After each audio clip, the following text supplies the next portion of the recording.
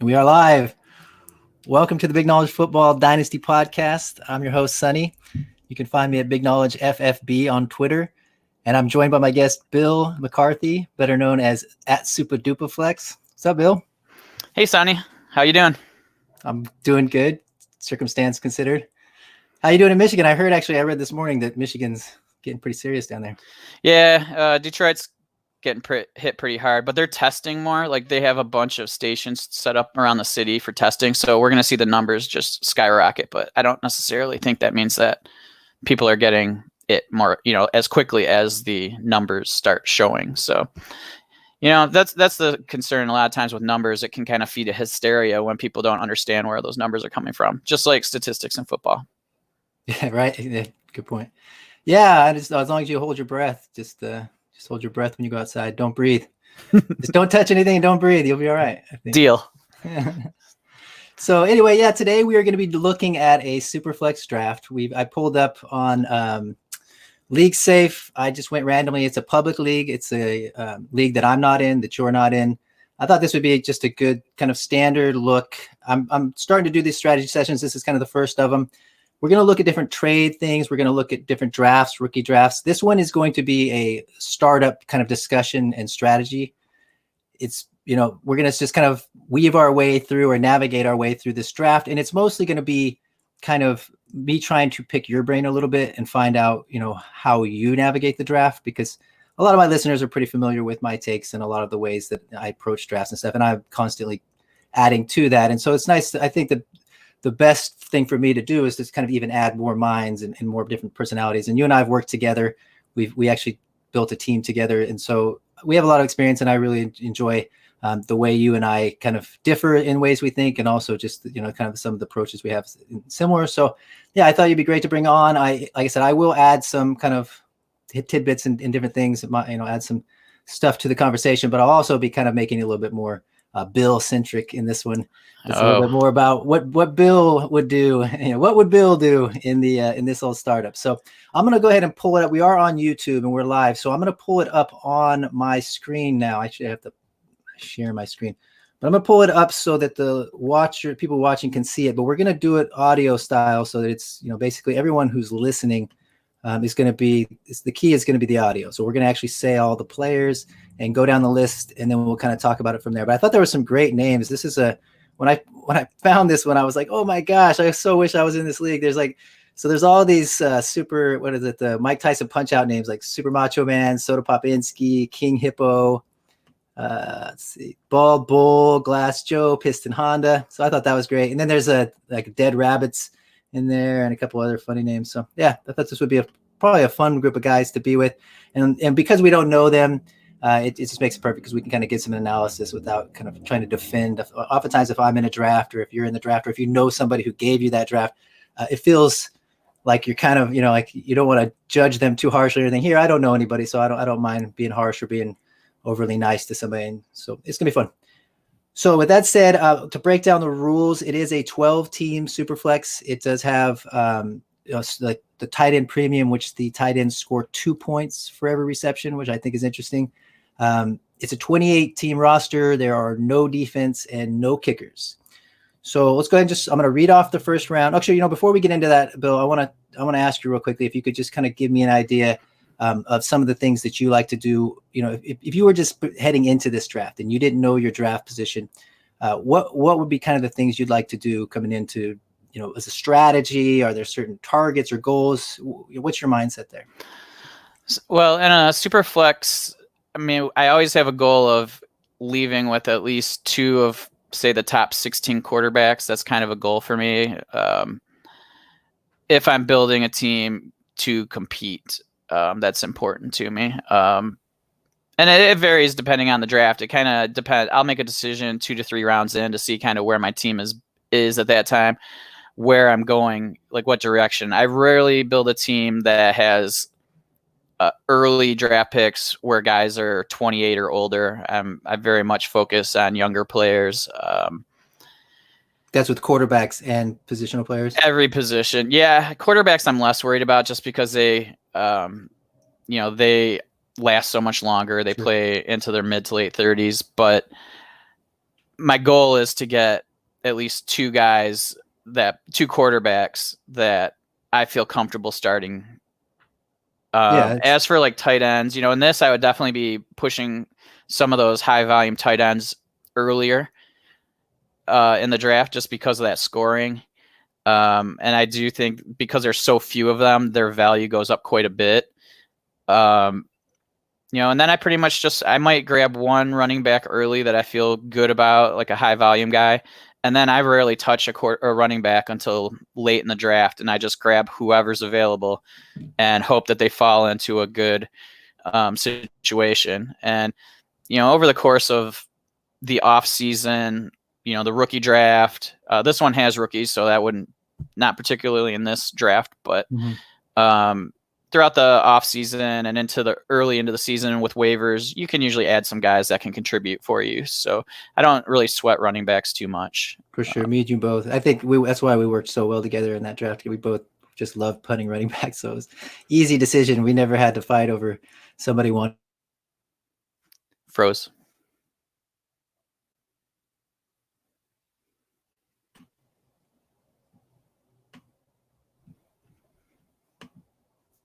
All right, we got technical difficulties here. Can you hear me now, Bill? Yep, I hear you. All right, yeah. Well, like I said, we'll just have to kind of edit this through.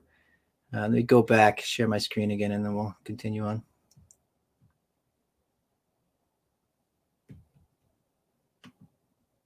Okay, so you were saying we finished with tight ends there, and then you kind of just look for running back depth. Okay, so we'll continue on. At this point, let's go ahead and read the draft, the first round of the draft. And then we'll kind of talk about it from there. So number 1, Pat Mahomes, very common. Saquon, number 2, Christian McCaffrey, number 3, Lamar Jackson went number 4, Michael Thomas, number 5, Alvin Kamara went at 6, Kyler Murray at 7, Deshaun Watson at 8, Ezekiel Elliott at 9, George Kittle at 10, Dalvin Cook at 11, and DeAndre Hopkins finished out the first round. So first of all, what did you think in terms of, because I've just noticed this a lot with Kyler Murray going so high and actually going ahead of Deshaun Watson, especially now that the trade, he got his wide receiver. They traded his wide receiver to him. Yeah, I mean, I can understand people, liking Kyler. He's young, athletic, he can run. So he has, that added, he's able to get those additional points from running. So I get it. I get the attractiveness. I don't think he's necessarily going to end up being the quarterback 3 in Dynasty or in fantasy this year, but just for the longevity of him and his floor that he gets just from the rushing, I feel like that's a fine pick. It doesn't. I understand where people are coming from. I'm not necessarily going to grab him that early, but I can't really fault someone for doing that. It's a little bit different than Baker last year when everybody was going nuts and he was it feels like Baker last year, though. I was going to say it does feel that way. It feels like Baker in the sense that people are jumping a step ahead. Sure. But you're right. His mobility, I think, adds a different dynamic. But I don't know that he runs that much anyway. I'm not sure that he had he was second in the league in rushing last year. Really? Yeah, like 500 and some yards. A lot of it ended. Yeah. Yeah, for running quarterbacks, I guess the Josh Allen and stuff, it's kind of season to season. But yeah, you're right. I think that that does add a different dynamic. But I think there is some of that Baker where it's kind of people are already kind of making the assumption that he's going to go to the next level that we haven't quite seen yet. But the offense, I love that offense and the way the number of plays that they call is amazing. I think that in itself is intriguing. And a very important part of that was that with that trade for Hopkins, that saved them their first round pick, which they can use for offensive linemen, which is their weakest point on the offense. So I think that, just that trade alone helped him even more, Kyler. Sure. I think so too. And I'm not sure they would have been, I think it would have been irresponsible to draft a wide receiver in the first round. Mm-hmm. So I think that they may have had to go offensive line anyway. So it's just, it's definitely a boost for him. Totally agree. So we were talking about the tight end. So you have no problem, obviously, with Kittle going in the first round. Anything that stands out to you that you didn't like or did like in that first round? Well, what stood out to me is Zeke starting to fall a bit.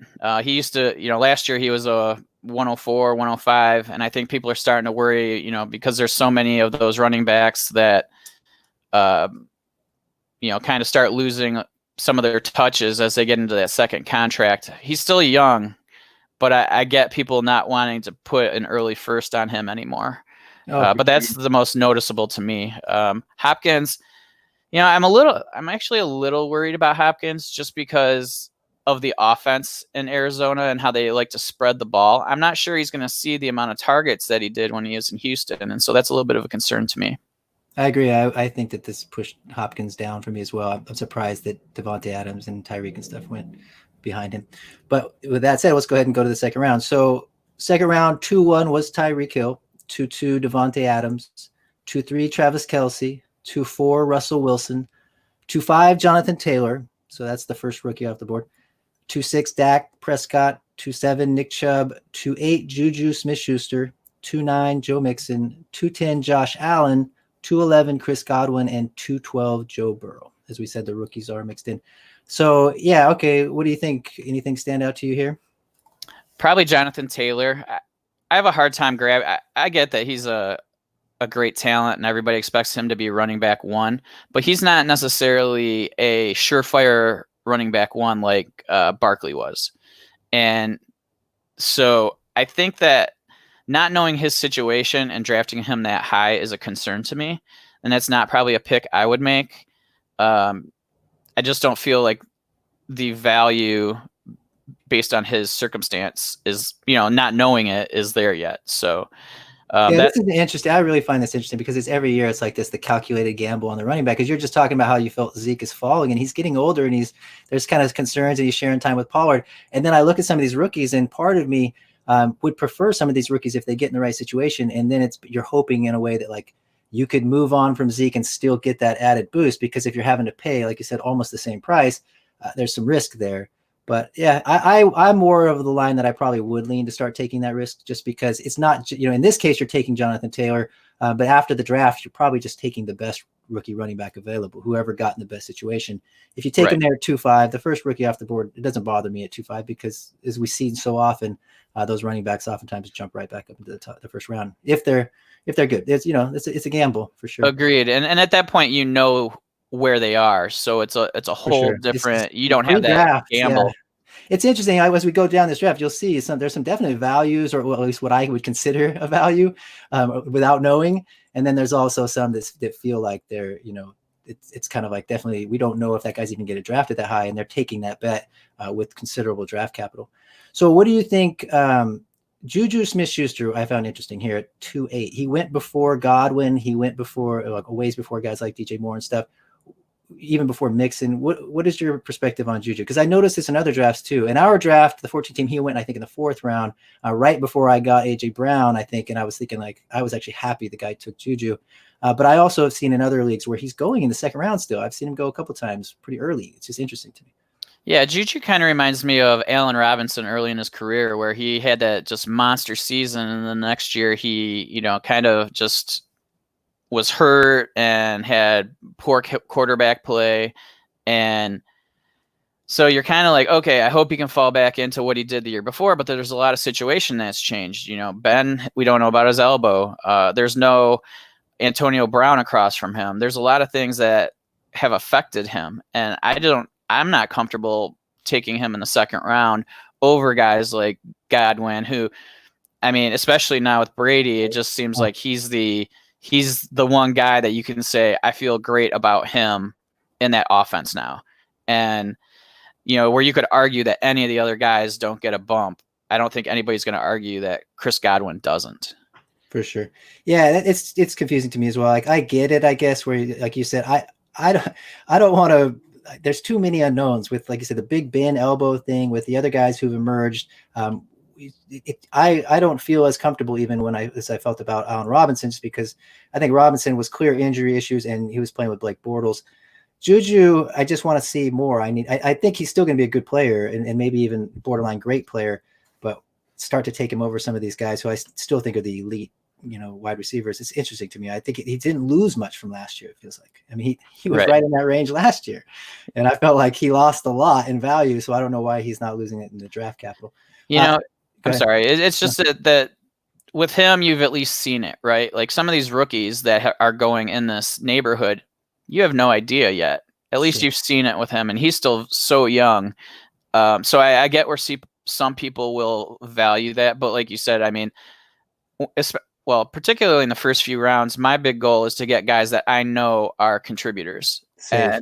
And it's safe. These are my lower risk guys. When I get into the, let's say, 5th, 6th, 7th round, those are the guys I'm really going for upside and guys that, I'm willing to take a little bit more of a risk on. For sure.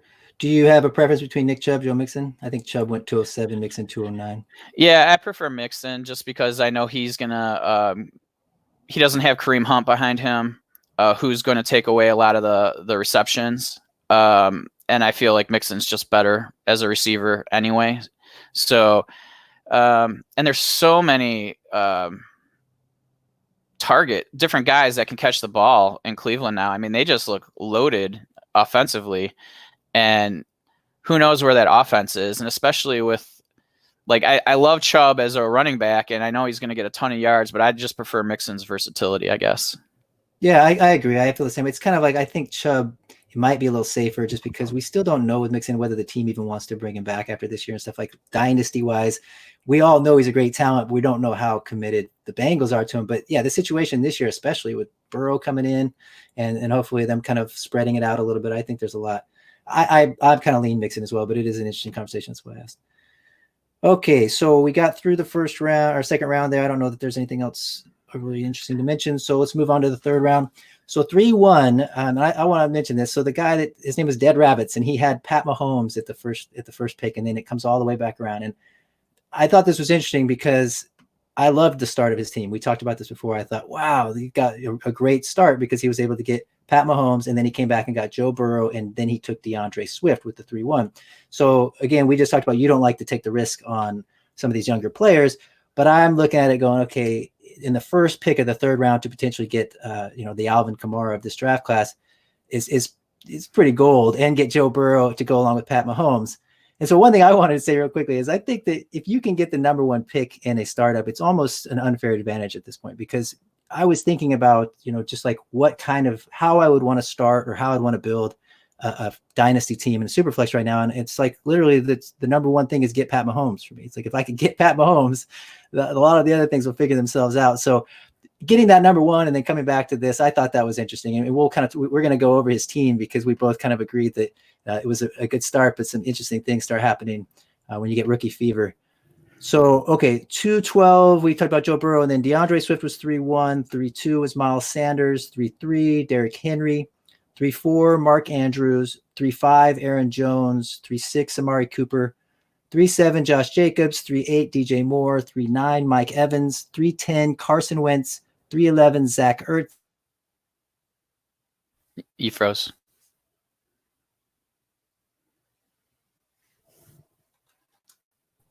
Are you there? Yep, I gotcha. Gotcha. Okay. Anything stand out to you? So I really like this round looking at it. And just going back a little bit to your talking about that turn where he went Burrow and Swift, like I do like that. And I actually like that, getting one of those two top running backs early third. I mean, it's just for me that early for an unknown, oh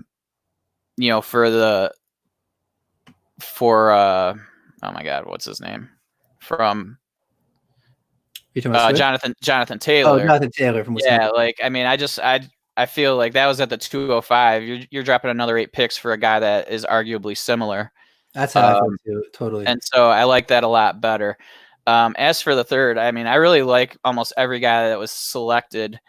Value wise where they are. I mean, I'm not a huge Derrick Henry guy, so I mean, I probably wouldn't have taken him there just because of his age and his lack of receiving. Yeah, that's how I feel. It's not that he's not a bad player. I think that if you get this high up here and you're a running back, you need to have receiving, and he's the only one that doesn't. It's like he's the only one that stands out. That doesn't have the dynamic. So he's relying so much on touchdowns. Mm-hmm. And him and Aaron Jones is probably not a guy I'm taking in this range either. Yeah, those are the two. I do like Josh Jacobs, so that's the only other running back I think, and every other player in there, like the wide receivers and the quarterbacks and the tight ends, are all of decent value there. I mean, Sure. Ertz is kind of, Yeah, I I've was seen gonna ask in a you. So lot of our. Ertz is there at the end of the third now, and so we're coming into Mhm. another season where he's still holding on. He's still holding on to that value. What do you think of him in terms of dynasty, his future with the Eagles, that kind of thing? I think that I think this offseason he's kind of taken a pretty sizable drop in most startups I've seen. I think that's why I was surprised he went here, because I feel like this isn't that big of a drop. Yeah, and I'm not sure that it's a warranted drop. I mean, he's still in his 20s right now. I mean, 29, and I think he might be turning 30 this season. But Sure. I mean, I he's think that he still will got get a many big years. contract too. I think that he's set up to get a big contract. I think Yep. it's more so that he's in the ideal tight end situation right now. Where he moves to may not be that. That's my concern.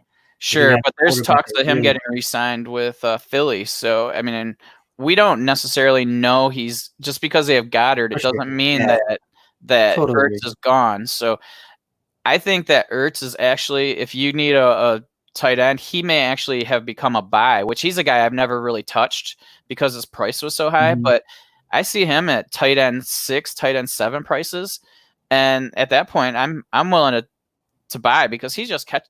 I mean, he gets so many targets, and I mean, I think he has fallen into that. So I think the guy that got Ertz here probably took him earlier than he needed to. That's what I But think. I but I totally don't agree. think it's a Outside, terrible. yeah. It's not a terrible value, I guess, is my point. I agree. If you're trying to win now and you don't want to wait a year, then it's not that you don't worry about value. You're worrying about getting it now. And Right. it's not a terrible value. It's not outrageous. But I agree. Outside of a startup, I think you can get him for cheaper than this. Yep. So And yeah, I'll go go. ahead. I'm gonna take Mark Andrews all day, every day Well, over that was him. my next question. That's exactly where I was leading. So you're my Mark Andrews truther, my resident Mark Andrews. We've noticed him going very high lately. So go ahead, just give me your spiel on Mark Andrews. I am in agreement with on you on this, but I think that it's he's definitely had a huge rise, especially since they traded Hayden Hurst. I think even if the Hayden Hurst trade didn't mean anything in terms of statistically, I think it meant something for mentally for a lot of the people in Dynasty. It suddenly like a switch went on where it was like, okay, now we know for sure. But yeah, tell me about Mark Andrews. Yeah, so I mean, rookie year he had 550 yards, and 50 targets, so that's pretty solid. And usually, if you get a tight end that is 500 yards plus, he ends up being a pretty big contributor throughout his career. So then last year, 64 receptions for 850 yards and 10 touchdowns, and that's on double the targets. So, Yeah. And he's 23 years old. He's 23. That's the amazing part. He's still so young. Everybody's all Kittle went in the first round, right? And Mhm. he is now 26, 27. Yeah, he's older for sure. And, everybody thinks of Kittle being young, but Andrews is still 2 years younger than when Kittle kind of popped. And Kittle's 26, so he'll be 27 during the season. Right. And Kittle had 85 catches for 1,050 yards and 5 touchdowns. So point-wise, they're not that far different. He just he's got 20 more receptions, a couple hundred yards, but 5 less touchdowns. And so Andrews, just at his age, whether it's warranted or not, and whether he ever gets to the Kelsey, Ertz, Kittle ceiling, having that tight end that performs like that at that age, to me, is just, it's such a comfort if you have him on your team that you don't have to worry about tight end, and especially in a two points per reception for tight ends. I know, 64 catches. So he had 100. It'd be like having 128 catches for 800 yards and 10 touchdowns. You compare him to guys like Amari Cooper who are right around that area, and it's like, yeah, I'll take Mark Andrews all day. Yeah, his value should be so much higher just because of the dearth of good tight ends. Yeah, and it's a scarcity too for him. And I think this is where the dynamic for me, and we'll talk about this as we get later with the tight ends, is I think that there's a lot of value in some of these high-end tight ends who get a lot of catches and yards and touchdowns and are used like receivers. But it confuses me when we get later in the draft and guys who literally have like 30 catches for 400 yards are being picked over good wide receivers. And you're not going to put that tight end in your flex position. Right. The points that he gets, but people boost those lower end guys up. And that's where I have a problem. Boost the higher end guys and then take shots on the lower, but I don't like it. It's great value. It pushes a lot of guys down in some of those mid to late rounds, but we'll talk about that as we get further in. Sure. What were you going to say? I was just going to say, yeah, along with those the tight end market, or the tight end, how I value them in this sort of draft. If you're drafting tight ends in this, earlier, you need to believe that they have the capability of being a high volume tight end. So, Noah Fant, he's an option. We'll get to him, but you're not going to take like Max Williams or a guy that's going to catch the ball like you said 30 times, because it's just not. He doesn't have the potential volume that you're looking for. I think there's like this in between. Yeah. Okay. Can you hear me? Yep, we're good. Yeah, I think there's an in between there that's interesting to me because, like you said, there's like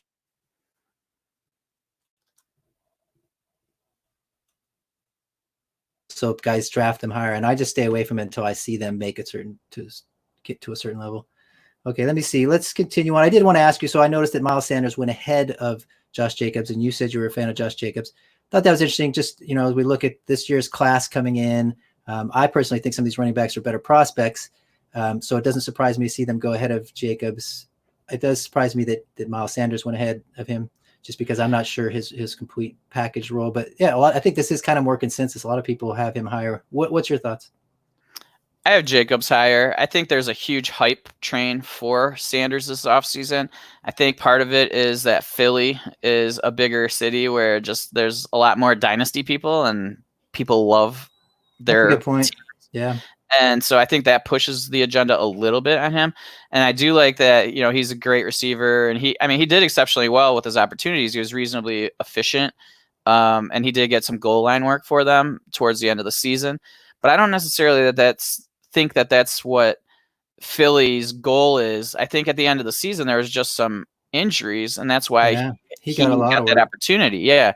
So I think Boston Scott make me wonder, like, is he going to be getting all that pass catching? And we know he's not built for between the tackles, so he might just be kind of this great weapon. But in the Kerryon Johnson kind of fit where you just don't get enough touches, that you get kind of disappointed. Exactly, and I think that's what's going to happen this year is that people are getting him up into the top 10 running backs, and I just don't see it. And I can't do it. That's just somebody, and that's kind of where, like, I want to get one of those running backs earlier that I just say, okay, I got that one guy that I know I'm comfortable with. And I think he's where, I don't mind taking DeAndre Swift. And then I think right after DeAndre Swift is that cutoff where I'm not Josh Jacobs. They take Josh Jacobs. Like, I'm with you. I think Josh Jacobs fits that mold. But Sanders is kind of, there's enough concern for me. All right, let's move to the fourth round. Odell Beckham, the first pick of the fourth round, the former number one overall pick a few years back. Now he's the fourth number one, first pick in the fourth round. Leonard Fournette 4-2, Daniel Jones 4-3, Austin Eckler 4-4, Cortland Sutton 4-5, AJ Brown 4-6, Jerry Jeudy 4-7. Let's see, Baker Mayfield 4-8, Tua Tagovailoa, I can't say his name, 4-9, CeeDee Lamb 4-10, Matt Ryan 4-11, and J.K. Dobbins at 4-12. So anything that stands out to this one's interesting, I guess, just because there's a lot. This is kind of where it starts to go in a lot of different directions, it feels like. Yeah, this is where I really start liking the wide receivers. I from DJ Moore in the third round, down even to, like, I guess CeeDee Lamb. I mean, I feel good about CeeDee Lamb as the 46th pick overall. To me, I think he's the wide receiver one in this draft by a bit. Yeah, I don't know that he'll turn out to be that in terms of statistically, but I think in terms of ceiling and safety and all those things, and then the landing spots probably when we're making a decision before the draft, I completely agree with you. Until we see those things could shift. But yeah, as of right now, I think all the things point to him being that stable guy and being a number one. And so, I totally agree. I have a good imagination, and I like to, with these rookies, this is where I think you can't get value, is start, having to project what they could be. And certain people just can't put their mind. They won't do it. They won't project rookies. Yeah. So and this is probably going to be a theme from me, but like when you start getting into these rounds, I'm not taking many running backs. So I'm not a big fan of the Eckler pick here. I'm not a big fan of the Dobbins pick. I don't really know Dobbins is going to necessarily be. I'm big on Dobbins. So that's where that's a personal thing for me, partially because I think he's going to fit with some of these like really elite running backs. I think if he gets the right role, he can catch the ball. He's so dynamic. He's like a really, like, in terms of cutting ability and vision and stuff, he's like a talented version of Devin Singletary. Yeah, I feel he's good, but I don't feel he's great at anything. So that I think we're just we'll see. Yeah, it's going to be interesting. That's why all these pre-draft drafts You definitely have to be kind of a risk taker if you're gonna go rookies, because Yeah, and I mean, if you hit big. So I mean, For I sure. get that, and 412, yeah, I think that's great value. So okay, Matt Ryan, Tua. So I thought this was Baker Mayfield went ahead of Tua. How are you feeling about Baker right now? I think Baker is valued properly at this moment. He's usually around, I would say, QB 10 to QB 12, and I'm okay with that price. He's still young. I think just last year was awful, and I think he got hit upside the head, and he realizes he's got to work harder than he did. And I think he's got to realize that he's just got to be, he's just got to do more work, and he's got to be a better leader, and all of those things. And hopefully he's mature enough to do it. And I think he is, because I mean, he never was just given the opportunity. I mean, he earned everything, because I mean, he was not a high recruit. He was a walk on. All of those things that I think he knows how to put in the work and improve. So I like him. I don't think he's necessarily ever going to be a top 5 quarterback just because he doesn't rush. And so you're not getting those points that other guys do.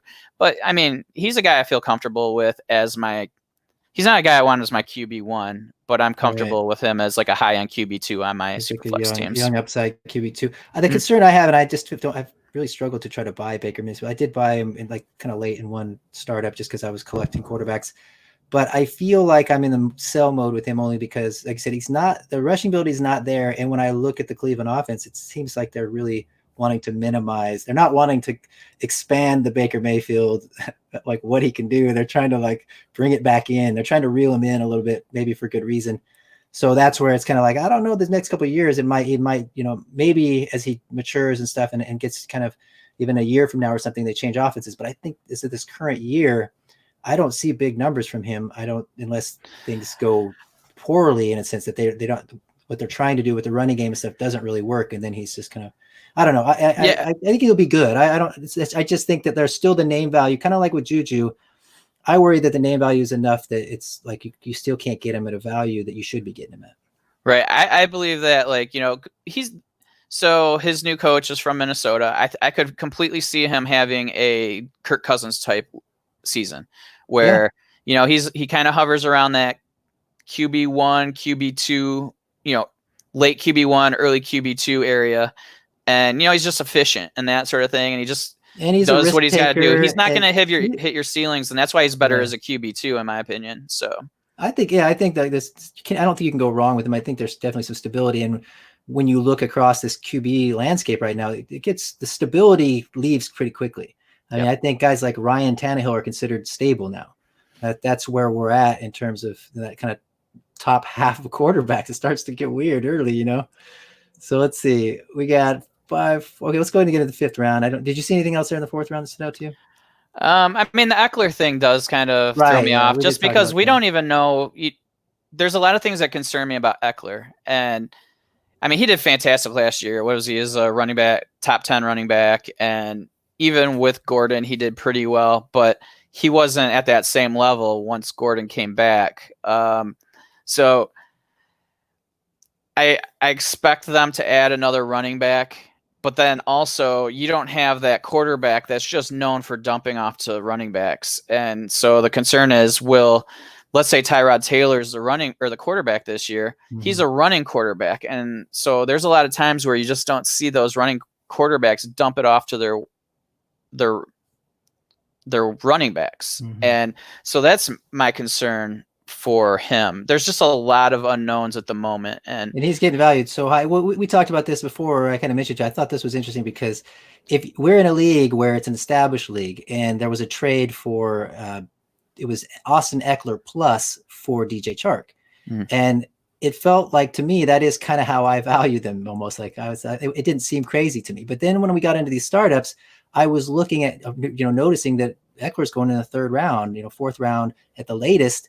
And it just felt like, wow. So part of it might be the ADP, that just people get into a startup and there he is so high up in the ADP that it kind of like pushes him higher up and his value is that much higher, because DJ Chark, I got DJ Chark in the 6th round and Eckler went in the 3rd round of that league.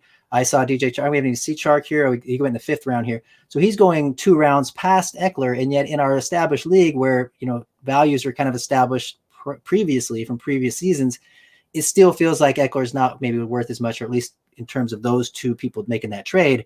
But I did think that was interesting because that it felt right for me seeing that trade, and at the same time, then when I come over to the startup, it doesn't feel right, and so that's kind of where I go. Okay, I definitely feel the same as you that maybe Eckler is being overvalued in startups right now. Third, fourth round is really high. Yeah, I agree. And I actually Eckler moved twice in that league that you're talking about, because he moved for a 21 first at the end of last year. Yep. And during this offseason. And I bought Eckler for a 21 first in the Devy league 2 years ago, and that was like one of the best investments I ever made because it's a Devy first round pick. Oh man, that's just paying.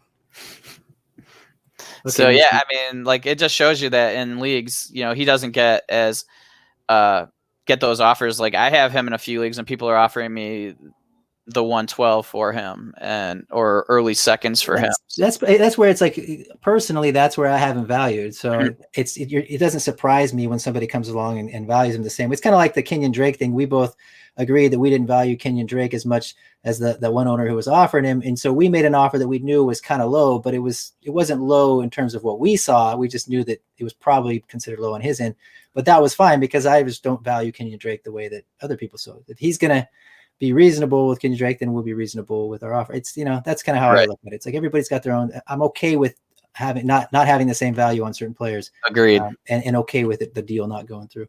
Let's keep moving here. Let's get this thing going. So round 5, we get 5-1 is Cam Akers. So this is the Dead Rabbits guy, and I thought this was interesting. So he went Pat Mahomes, then he took Joe Burrow, then he took DeAndre Swift, and then he gets all the way back to the end of the 4th, and he takes J.K. Dobbins and Cam Akers. So I loved it up until this point. I thought there he's got 3 of the young running backs, and he's got Mahomes and Joe Burrow. Like, just very excited. But I would be very excited at that with that start, even though, you know, it is kind of rookie heavy and everything. But when you compare those rookies to all the stuff around him with the Cooper Kupp, Matt Ryan and stuff, it's right in terms of value, and you're getting the youth and upside too. So Cam Akers, Cooper Kupp at 5'2", Kenny Golladay, Kenyon Drake, Calvin Ridley, Hunter Henry, DK Metcalf at 5'7", DJ Chark at 5'8", Darren Waller.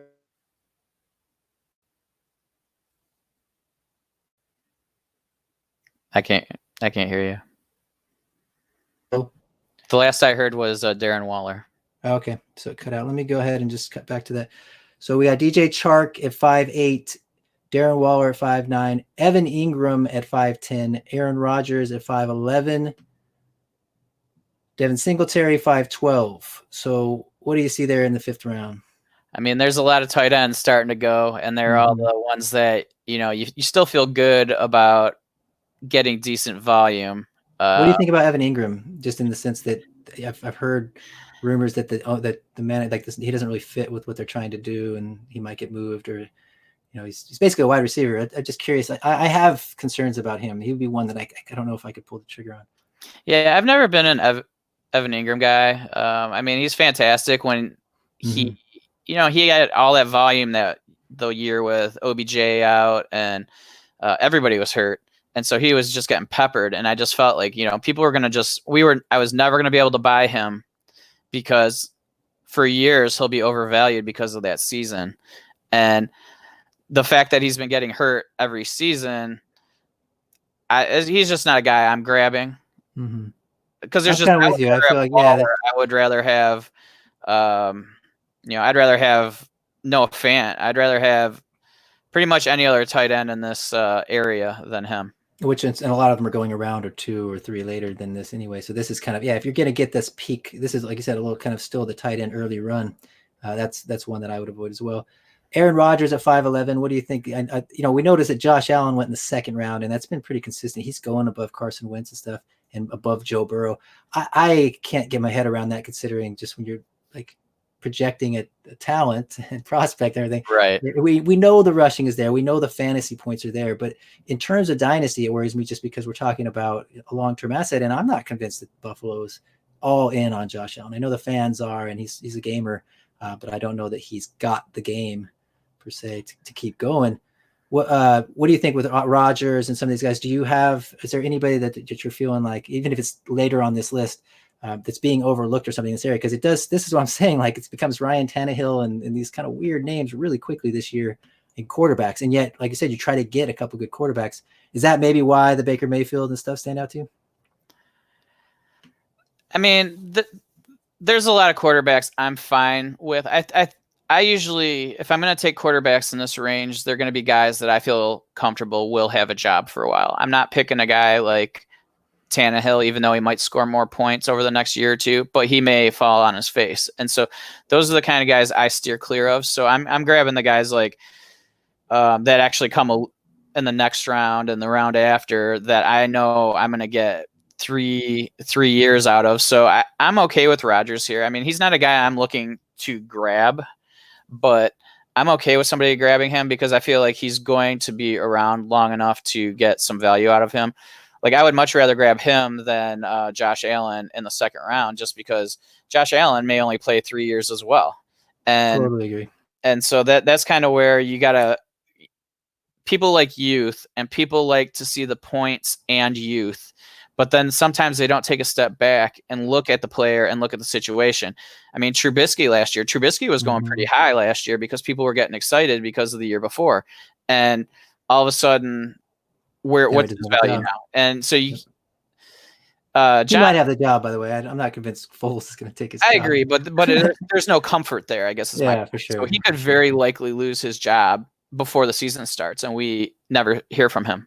And it's Bortles. Bortles was a fantastic fantasy guy, but where is he now? He's a backup. Jameis. I mean, I think it convinced me that Jameis is going to have another job. I don't know where. People hit me up on Twitter and stuff. Would you trade for Jameis? Would you give up this and this for Jameis? And I'm like, he's a backup quarterback. Why would you give that up for him? I wouldn't. Yeah, Jameis is like for me, he's a guy that I would love to have on my roster for cheap. But I'm not paying starting prices for him because he's the kind of guy that can jump in for somebody and score you a ton of points. Patrick, on steroids or something. Yeah, like a YOLO quarterback. Those are the kind of guys that you want on your bench. But yeah, I agree. I just he's still higher than I want to pay. People are still drafting him fairly high as if he's got this. He's going to get another job. I'm not convinced he's getting another job. But again, that's people looking at age. They're looking at the fantasy points that he scored the previous year, and that starts running out real quick. And so I'd much rather have a guy I know is the starter. And sometimes, I like to take my risk on the quarterbacks in my third and fourth guy on my roster.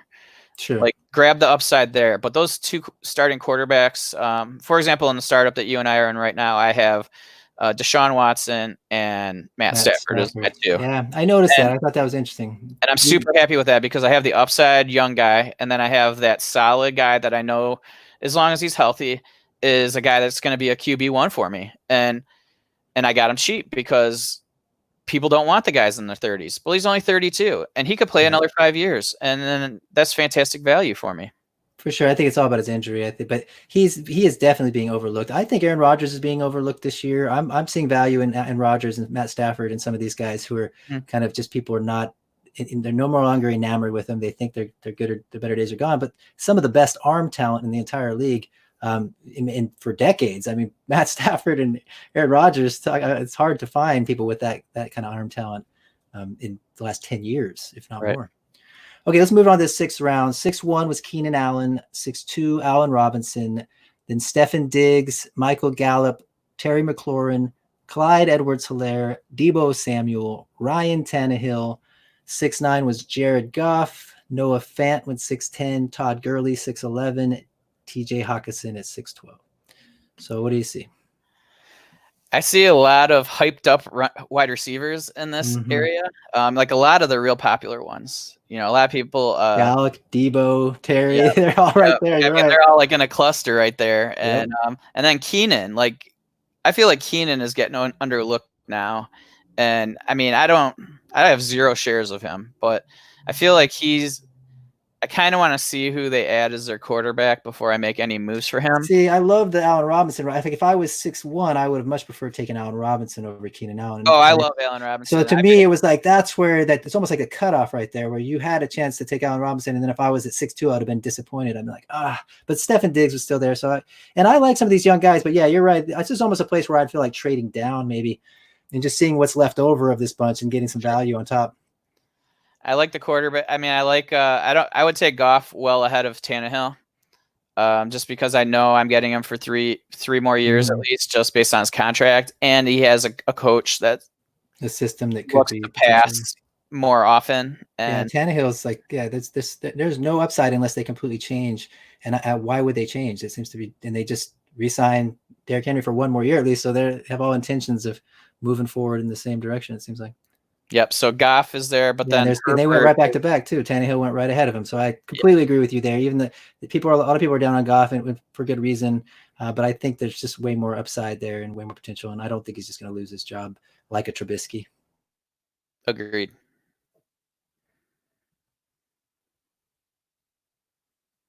11, obviously you're getting some value here, but still, I like we see all these receivers, we see some really good tight ends going in this area, and a tight end premium. And am I going to want to spend busted down knee, running back? I can't do it. I just No, I'm still in this whole range. I mean, we're gonna keep going before I no running back, yeah, no running back. taking a running back. My playbook as well. I can't even argue with you on any of that. So TJ Hawkinson, we talked about that. I know you're a Detroit guy. So how are you feeling about TJ? You think they had that one huge game and then everybody's been kind of waiting since then? I feel fine about him. I mean, I'm not too worried about him. I think that Fant and Hawkinson. If Hawkinson was healthy the whole season, him and Fant would have had very similar statistics. If you just look at a per game basis.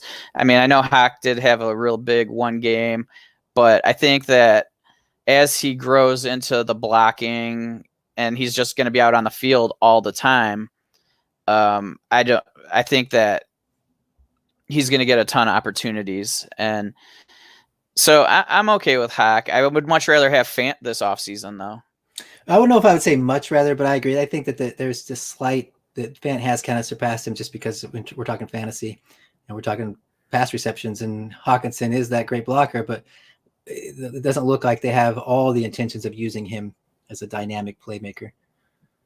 Let's see. So Herbert, let's go ahead and start the 7th round. We'll keep moving here. I want to see if we can get to at least like the 12th or something round. I want to try to get some depth here.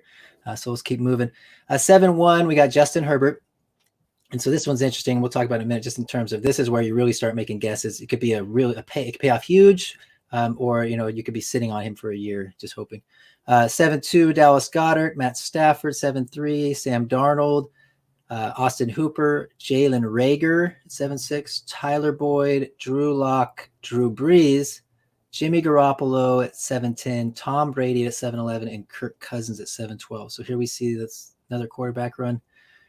What do you think? We look at all these quarterbacks. Sam Darnold, he's going after your boy Stafford. You got Herbert going before all of those guys. Drew Lock, Drew Brees, Garoppolo, Brady. What do you think? This isn't the order I would select the quarterbacks in, but I mean, I would much rather have Stafford than Herbert. I would rather have Darnold than Herbert. Breeze to me, Brady are probably a little too early. I'd rather have Cousins just because there's a potential that not only do you get him for the next 3 years, you still might get him another 5 years after that. I think Cousins is definitely raised on my radar in terms of stability, especially when we were just talking about all the list of guys that are kind of uneasy and I'm not sure about their future. And then I look at Kirk Cousins and all of a sudden he seems very stable. I'm like, and you can get him for a song right now. I mean, I don't know about a song, but yeah, it's like right here, 7th round, into the 7th round. You're right after Tom Brady. I mean, that says a lot right there. Yeah. Brady's 43 years old. Yeah, that's a good point. I like that. And Jimmy Garoppolo, yeah, I think that he's another one of these guys that's good floor, and he's probably safe. But until that offense kind of is willing to trust him to expand, I'm not sure. But there is still potential for that as well. I think that unlike the Tannehill, I think that the 49ers offense has opened up at times. And Garoppolo, seems like he could spread it out. Just like Brady, when Brady had the right system, he could put up a lot of fantasy points. And then other years, it was more conservative kind of game manager type stuff as well. And just also in this round, Goddard and Hooper went. And I think that right there is a big teardrop. Once you hit Hooper and Goddard, and I'm surprised Hooper went that low, but I think I lost a little. I have Hooper in some leagues, and the Cleveland thing does not excite me overly. I agree, but I mean, he's still on that tier above because, like, when you start looking at who goes after him, I don't think there's anybody that I'm like, oh, I'd rather have him than Hooper. Would you say you would rather? This is like the question for you, and this is the question I am asking myself, anyways. Would I rather have Austin Hooper at his cost, or would I rather have Hayden Hurst at his cost, who just took Austin Hooper's spot, possibly? Oh, there's no question. I would rather have Hurst at his cost. I don't know that anyone, I've seen people kind of reaching on Hayden a little bit, but reaching from where he was initially valued at almost nothing. So, yeah, I don't know. That's where I've kind of fallen off wanting to spend any capital on Hooper. I'm totally on the Goddard. In fact, I took Goddard in our other league as my number one tight end in a future type build. I was building kind of for the next year with the hopes that Ertz doesn't sign there. And I have a lot of Goddard, so I'm so hoping that Ertz doesn't sign there. That is one that when, you just kind of have like certain things that happen and you're betting on certain things. I've definitely kind of set myself up in the hopes that Goddard moves on to that. He's still good enough with the two of them on the field. And that's why I don't disagree with you that they could definitely re-sign Ertz because they like having two tight ends and he's really good.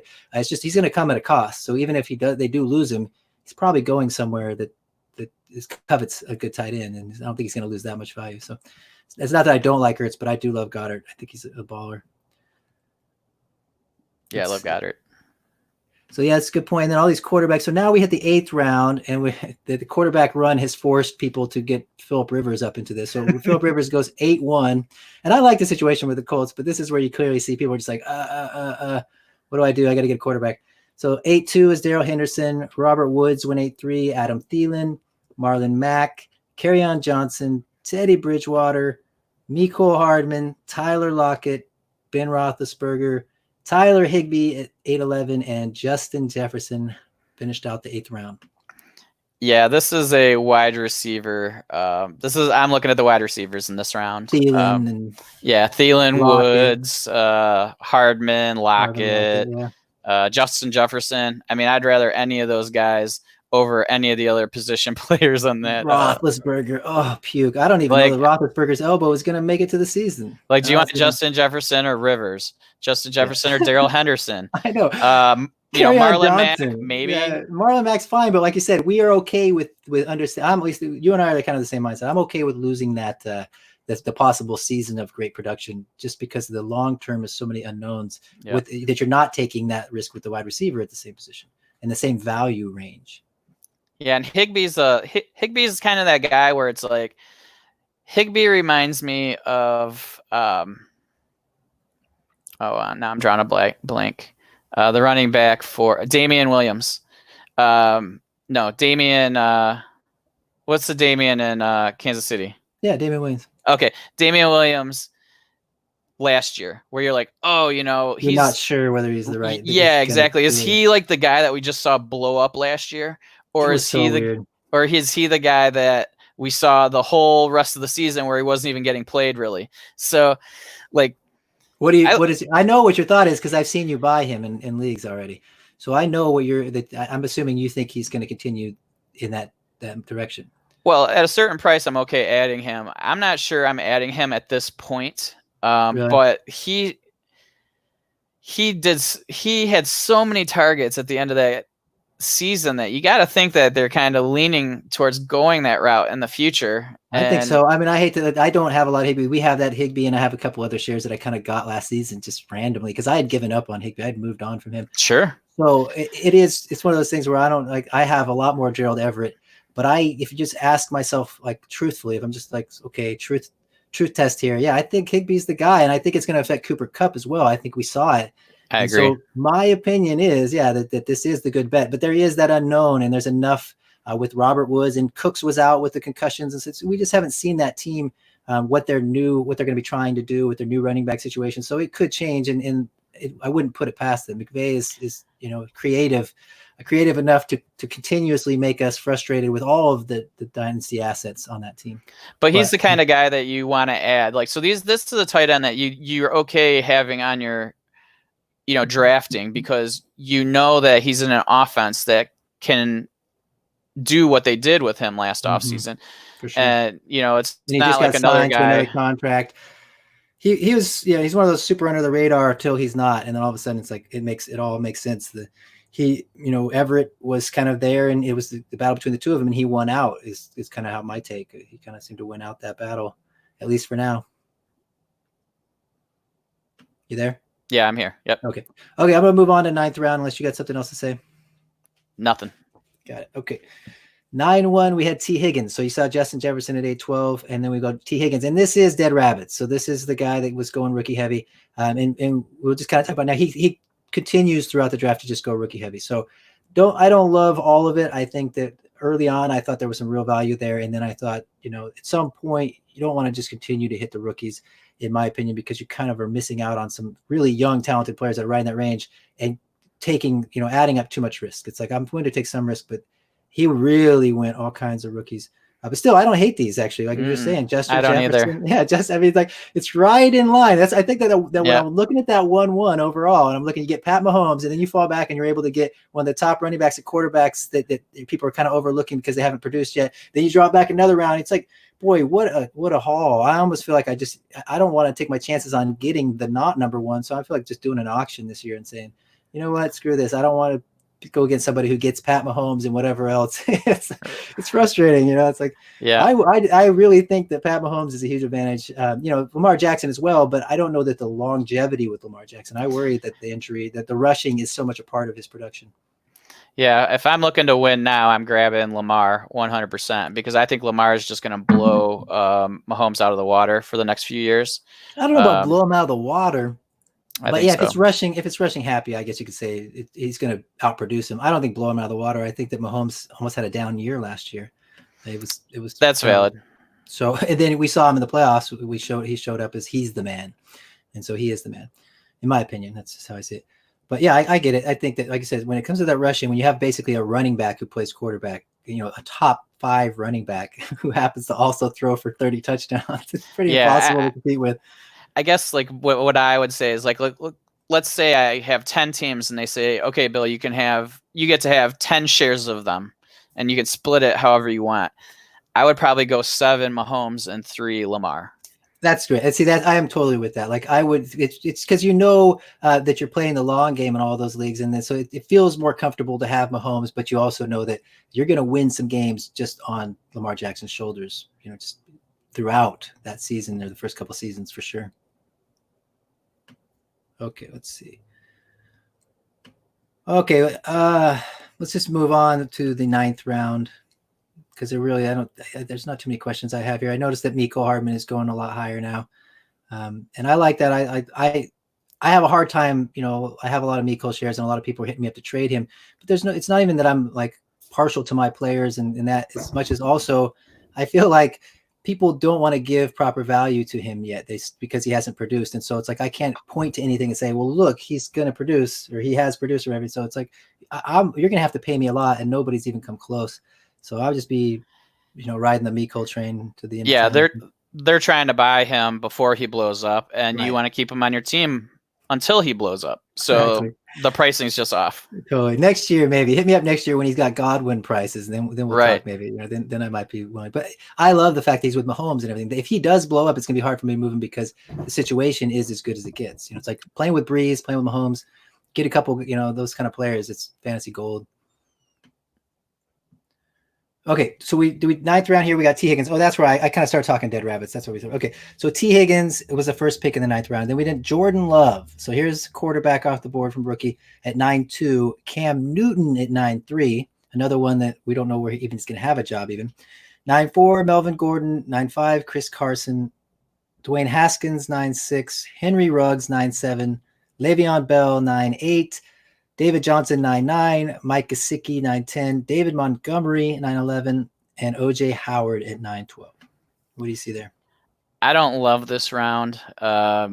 This would be a round I would be looking to add maybe the guys from the first half. I don't mind like T. Higgins. Jordan Love, I'm not super high on. I think that he's probably going to get taken early, and I probably will have 0 shares of him throughout my leagues.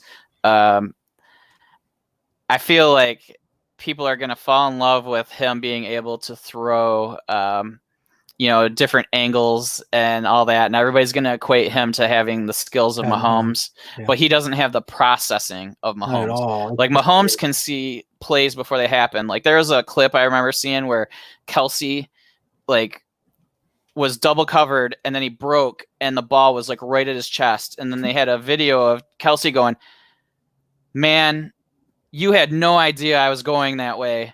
You know, like he was just amazed that this ball was like right in his hands as he broke open, and like he read because his it wasn't mind. the Yeah, play, it he wasn't the read his play. body. But he was like, "I'm gonna go this way," and the ball was there as if Yep. he anticipated. I totally Like again.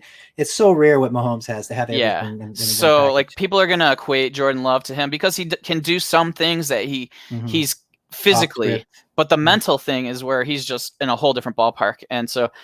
You know, I probably won't have really much of him, but I can see why people like him because of his physical skills. I don't have a strong opinion on him. I think that I'm more in the camp with you where I don't see enough in terms of accuracy and decision making, which to me are the biggest things for quarterbacks. Even in this day and age with the rushing dynamic, I still think it's accurate in decision making, especially when it comes to longevity. You might be able to get the job for a couple of years, but you're going to lose it at some point if you don't develop those things.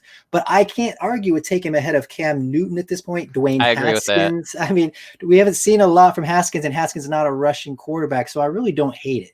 Yep. I wouldn't. It's not like I would go crazy for it, but at this point, it's we're 9th round in a super flex to get a rookie quarterback who has, like you said, an arm talent and rushing ability. I don't hate it.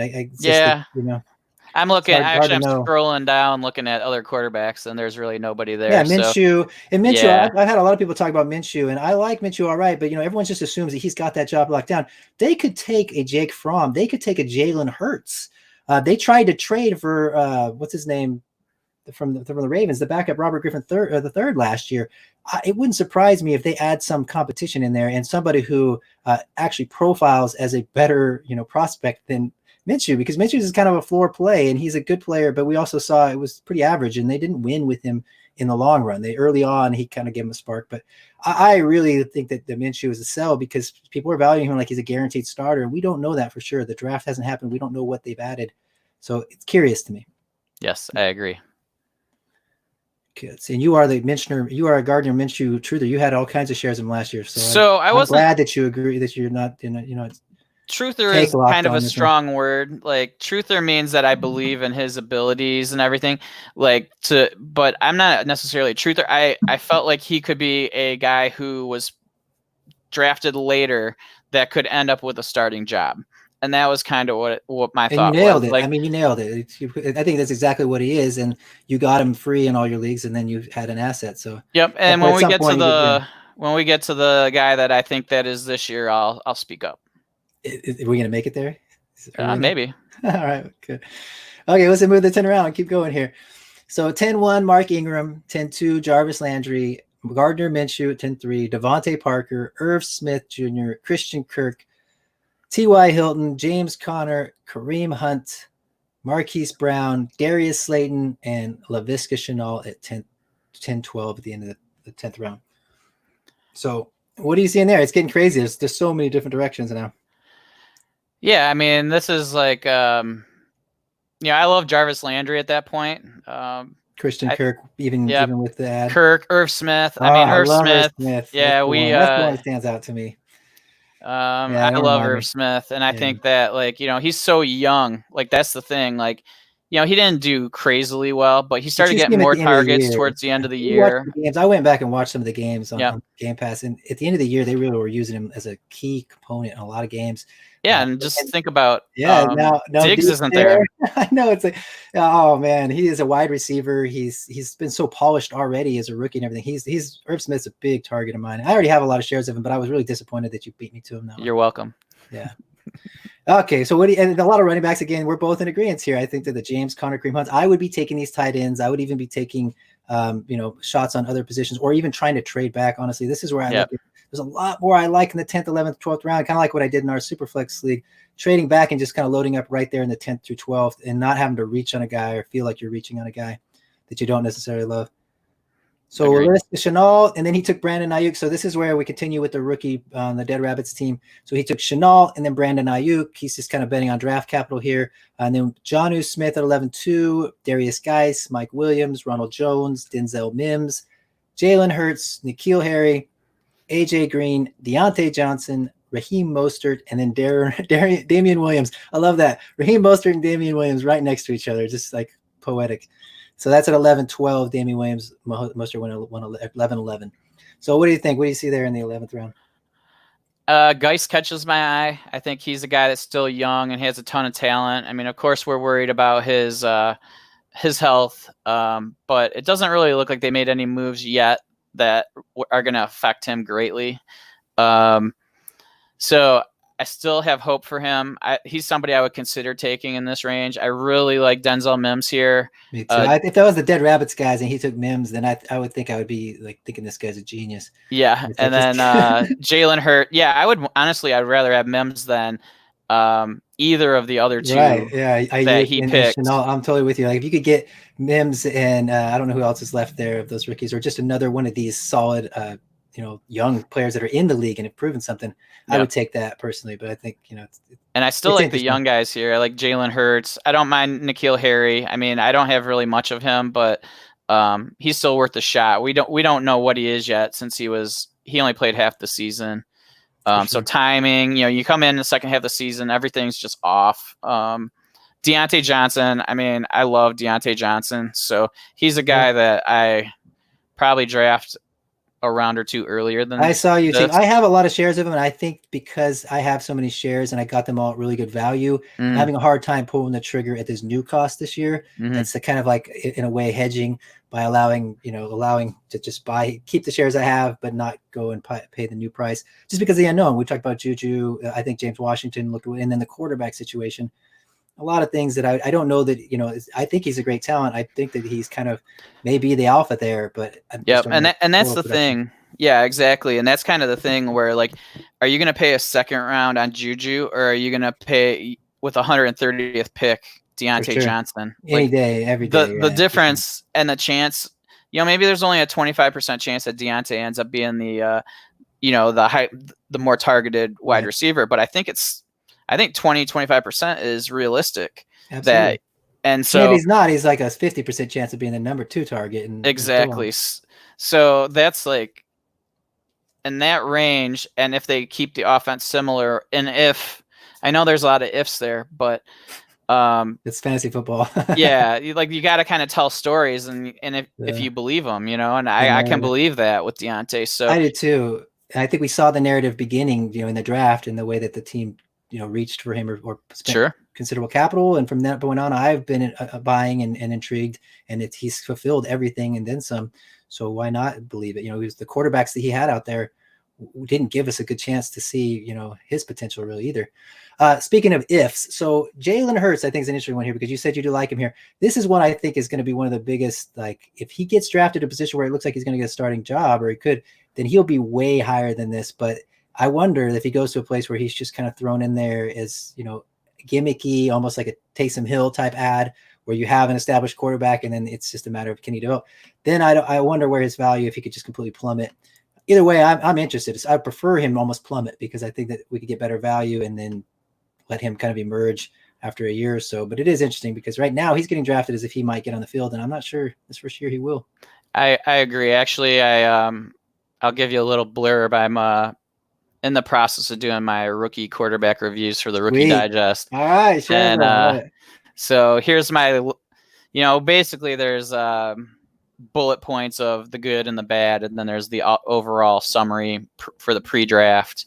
And so this is just the small paragraph about him, and it's like Hurts has all the intangibles that the NFL is looking for. He changed schools and systems while in college, is calm, poised, and a winner.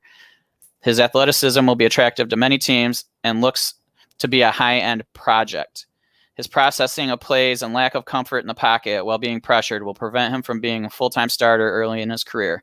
Expect Hurts to be drafted on day 2 of the draft.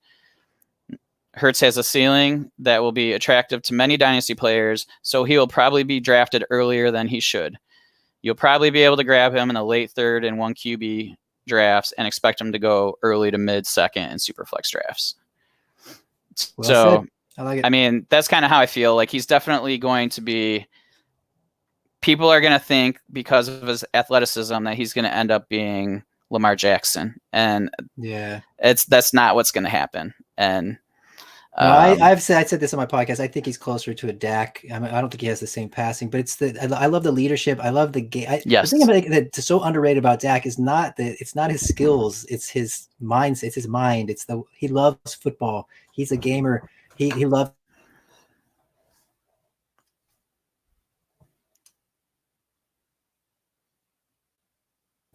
like certain things, but they don't feel comfortable. Or if they feel comfortable, they're definitely not like just can't wait to get back out there. There's certain guys like I feel like with Dak or Jack Hurst that I feel like that's where they want to be at all times. Tom Brady, or they can't wait to be on the football. This is like their place of peace. And so I think that makes a huge difference in your poise and the way you play the game, in leadership, all those things, just wanting so badly to be out there. So I agree. I think that so if you do add them, you need to be patient. You don't want to be, you don't want to say, oh my God, he didn't play this year. Right. I'm going to move him and take the loss. If you add him to your roster, you need to say, okay, I'm giving him 2 full seasons before I make any decisions. Because you're not going to get value if you try to trade him. And, if he, by chance, he gets out and gets starting right away in the first season, then it might be a sell window just because he is a physical, player. And so there's I said, I'm curious to see how it all works out. I think that the NFL is changing pretty quickly in terms of these quarterbacks and how they're approaching them and what they're willing to invest in different directions now, what maybe they were not willing to do just a few years ago. So we got to watch it. I'm really interested to see where he goes. Let's move to the 12th round. So 12-1 is Will Fuller. 12-2, Hayden Hurst. We just talked about him. Curtis Samuel, 12-3, Sony Michel, Alexander Madison, Blake Jarwin, Cole Kmet, Ian Thomas, Jamison Crowder, Preston Williams, Sterling Shepard, and then Zach Moss. So we are really getting into some kind of a lot of different directions. You can go tight end still. Some of the running back choices were interesting to me. I don't know in terms of where they're valued normally in startups, but it seems strange to me to see Alexander Madison and Sony Michel going that high with some of these tight ends and wide receivers still available. What do you think? Yeah, I think this is starting to get to the point where people start picking their guys. I think that ADP is less important now, and it's going to be just what you value. Sony Michel, I can see somebody adding him in this range. I'm not a Sony guy. I have maybe 1 or 2 shares, but somebody makes me an offer, I have no problem clicking accept, just because he doesn't catch the ball and just the usage of New England. But we just don't know. Madison, I mean, if you have Cook, I mean, I can kind of see making sure you get him there, but I don't even know if that's the case here. These tight ends don't excite me. Ian Thomas is interesting, but I mean, they could very well add another tight end. What if they trade for, somebody that has 2 tight ends? Maybe they trade for Njoku. Do you feel good about Ian Thomas then? Yeah, no. And Jarwin, I think that because, he just got signed the contract, but now he's kind of gotten that boost. And we just saw Hayden Hurst. I didn't realize that he went this high when I was talking about him earlier. It's like Hayden Hurst, where he's going, or, Austin Hooper, it's like Hurst has already gotten that boost of the assumption, but it's not that far behind. So yeah, without knowing for sure that Hayden Hurst is going to gel with Matt Ryan, I don't love that either, to be honest. Yeah, and actually he was off my screen, so that's where I I do like Hurst there. So up there, it's all to me. The Ian Thomas, the Kmet one, I don't like just because we don't know enough. We don't know, even he might go in the 3rd round. He might be the 5th tight end off the board. We just don't know. You never know with these tight ends and how teams value them and what kind of role they're going to have for him, if they're just going to develop him for a couple of years. I'm not touching that with when we have other players like Jamison Crowder going right after him. Jamison Crowder is the number 1 right now for New York. If you're in a win now and you get Jamison Crowder at the end of the 12th round, you're dancing. You're just like, dude, there's a lock-in, plug-and-play wide receiver right there. Yep, I like Curtis Samuel here. I like Crowder, Preston Williams. Those are 3 guys I like in this round. Those are the guys in this round that I would have drafted if I was in this draft. But yeah, now it's just starting to get a little uglier, And we started to see a lot of the rookies kind of just being reached for, and then the other guys being plugged in here. So yeah, 12 at the end of the 12th round, they took Zach Moss, the rookie fever guy took Zach Moss and Michael Pittman at 13-1. Then Brian Edwards went at 13-2. So I thought that was interesting. We're kind of getting into some of those receivers being picked off of the rookies. Still on so many unknowns there. Jared Cook at 13-3, Jameis Winston in 13-4. Will Disley. Wow, I don't get that one. Personally, I don't. I guess there's different levels of confidence in people recovering from injuries, but didn't he have a torn Achilles or something major? I thought Yes. it was pretty serious. It seems strange to me. And then they just signed another tight end as well, I think. I don't know. That They signed Greg Olson. Yeah, okay. So at least this year, Disley's probably not producing. So why would you take that shot on him? That's my opinion. But that seems like a real outlier just reading the name. We haven't gotten this far in us talking, so I'm kind of reading him fresh. Tariq Cohen, 13-6, Brandon Cooks, Eric Ebron, Jack Doyle, Antonio Gibson, Derek Carr, and Mitchell Trubisky at the end of the 13th round. So talk to me about the 13th round. What do you see here? Sure. So just on that Disley thing, he went 149th in this draft. And the startup that you and I are in, I got him at 234. Yeah, that makes a lot more sense. I thought I remember seeing somebody take Disley, and it was like it didn't startle me because it was like, yeah, Disley, okay, right. But that's it. Like I said, it's 230 picks that we're talking about. I like to always just look at the surrounding talent. What could I be getting instead? And it's not even close. I could go 2 or 3 rounds before I would consider even. For sure, and that's 85 picks later where I got them. Crazy. So it's just as for this, I don't mind getting Winston in this range in a super flex. Like he's the kind of guy that I'm okay grabbing here. I mean Trubisky too. Like I don't love it, but these are guys that I can tell a story that they end up playing this year. And anybody you take in this range could miss too. I mean, you can correct. miss on Brandon Cooks, you can miss on Jack Doyle, you can miss Antonio Gibson. Even though I might take a bet on any of those guys, I don't hate it. I like the Derek Carr pick much better than than Trubisky. And Derek Carr went after Winston. I mean, Derek Carr wasn't bad, and he's not. I mean, I don't think he's a good quarterback. I think he will lose his job, but I'm not convinced that Mariota is going to do it. Mariota hasn't shown anything to me, and so if that's like the biggest fix, and they're not like dying to go draft a quarterback, then I believe more in Derek Carr. Personally, I agree, and that's where, like, if I do grab Carr here in the next few rounds, I am looking to grab Mariota. I think that's a smart move because he's going to be a value too. He will be one of those higher backups. Now, after the Tannehill experience last year, I think a lot of people are going to be keen on Mariota, thinking there's a lot of talk that that's the same thing. So I think he might be higher than he should be, but at the same time, it'll still be a value, especially considering if you have Carr and he could take that job. Yeah, and the same could be said for the Trubisky Foles. I mean, you could do that same move and feel like at least you have a starting position covered. Who would you take first? Because Trubisky's going here first, but I heard a lot of consensus that Foles, and I think in our draft, Foles went earlier. I almost took Trubisky at some point because I was surprised that Foles had gone, and I was like, oh, maybe I'll take Trubisky, but then he went. I remember thinking like, yeah, that's weird that everyone's just assumed that Foles is a starter now. I should look at our round. I think the Trubisky went like the 18th round of a 14-team Superflex where quarterbacks are really hoarded because most of our people in our league assumed that Foles was going to just take that job, which I don't really. I think that there's a chance, and obviously they're probably going to give him that chance initially. But what I saw from Foles last year and getting beaten out by Gardner Minshew and just standing like a statue in the pocket does not translate too well to the NFL right now. And unless he's, his leadership's going to carry more than that, or I don't know. I want to see it. I'm going to have to see it because he's done a few teams with the Eagles, a few times in the playoffs and such. But he's not a fantasy, in terms of fantasy, I'd much rather have Trubisky. And then in terms of regular football, I don't know how close it is that the team might just go back to him because of his legs and stuff.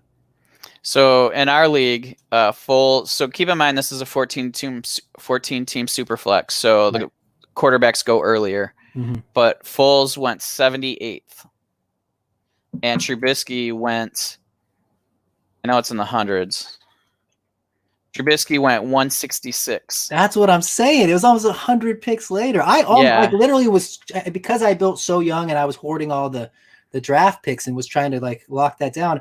It was hard for me to go that route. But watching Trubisky fall that far after watching Foles go that high seemed really strange to me, considering that this could still be Trubisky's job. And he's the higher upside fantasy play if he is the job. Foles is not that appealing. And that's what you have to do, like when you're in these super flex drafts, are when you get to this range and you're not sure this guy's a starter, you're going to have to reach a little earlier on that next guy and just his backup if you feel like he's a good backup, like just to ensure that you have that full,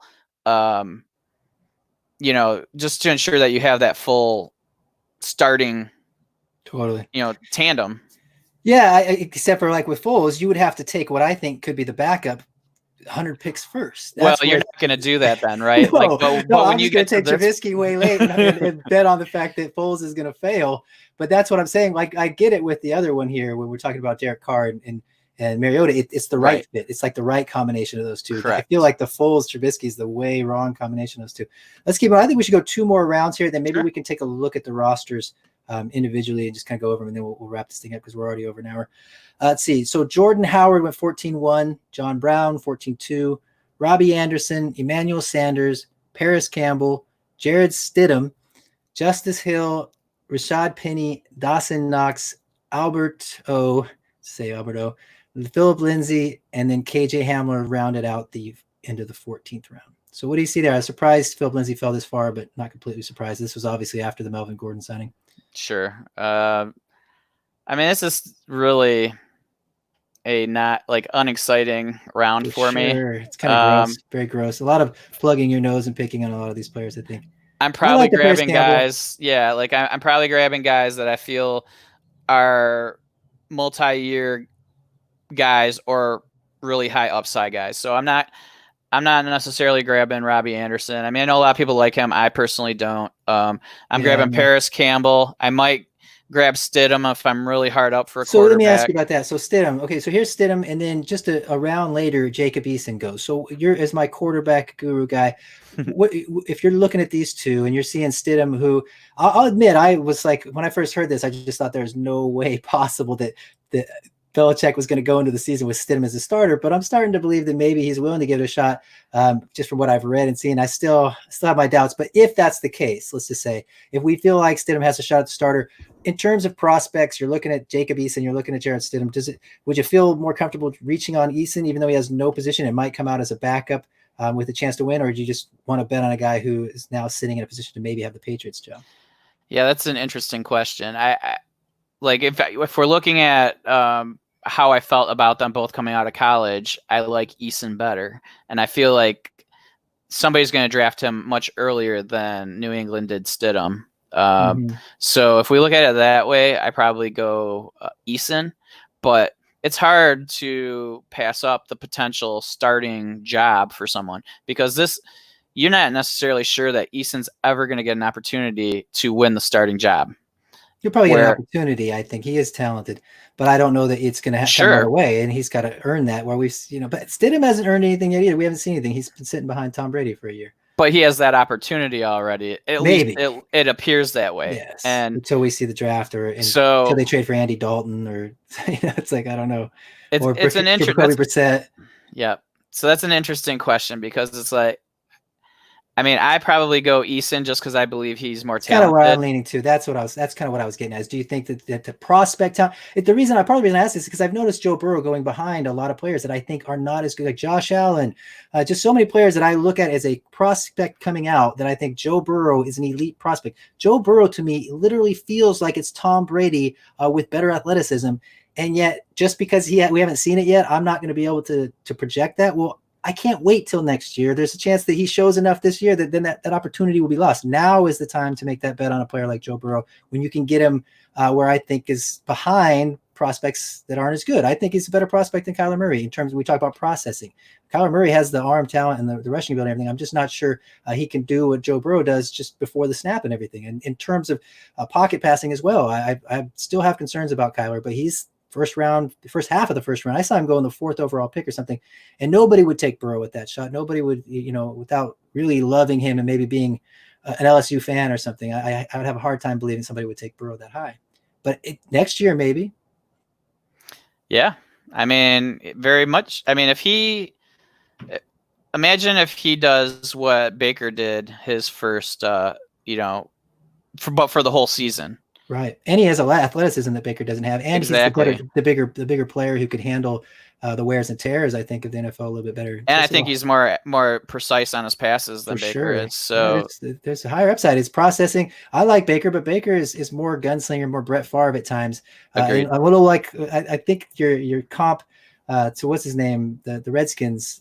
I think that makes a lot of sense there. The Kirk Cousins kind of doesn't have the elite arm talent, but sometimes mentally thinks he does and makes some errors because of that. So I agree with you. I think that I would probably take Eason as well. Okay, so let's go. We got Albert O. We got Philip Lindsay. I talked about that. I want to move to the 15th round because there's one player I saw in here that I was blown away. And it got me super excited because I was, how I am when I get my guys. AJ Dillon went at the end of the 15th round. So I just gonna skip right to that. We'll go over the rest of these guys in a second. I gotta talk about this for a second. AJ Dillon at 15-8, behind guys like Keyshawn Vaughn, behind guys up here in this round like was not Phil Lindsay, but Justice Hill, Rashad Penny. I would be. The problem with this is that if I was in this league, he wouldn't have made it to the 15th round. These things confuse me when I see this because then it makes me want to wait longer and then. But I also don't want to get snagged by him. So I know I would have taken him probably like the 8th or 10th round or something when I started feeling that other running backs comparable went because I have a special affinity for him. But I do think this is great value. Even if you're not an A.J. Dillon fan, even if you're like totally off A.J. Dillon, you got him right before Tony Pollard and Eno Benjamin and Jake Fromm and Tevin Coleman and Matt Breida.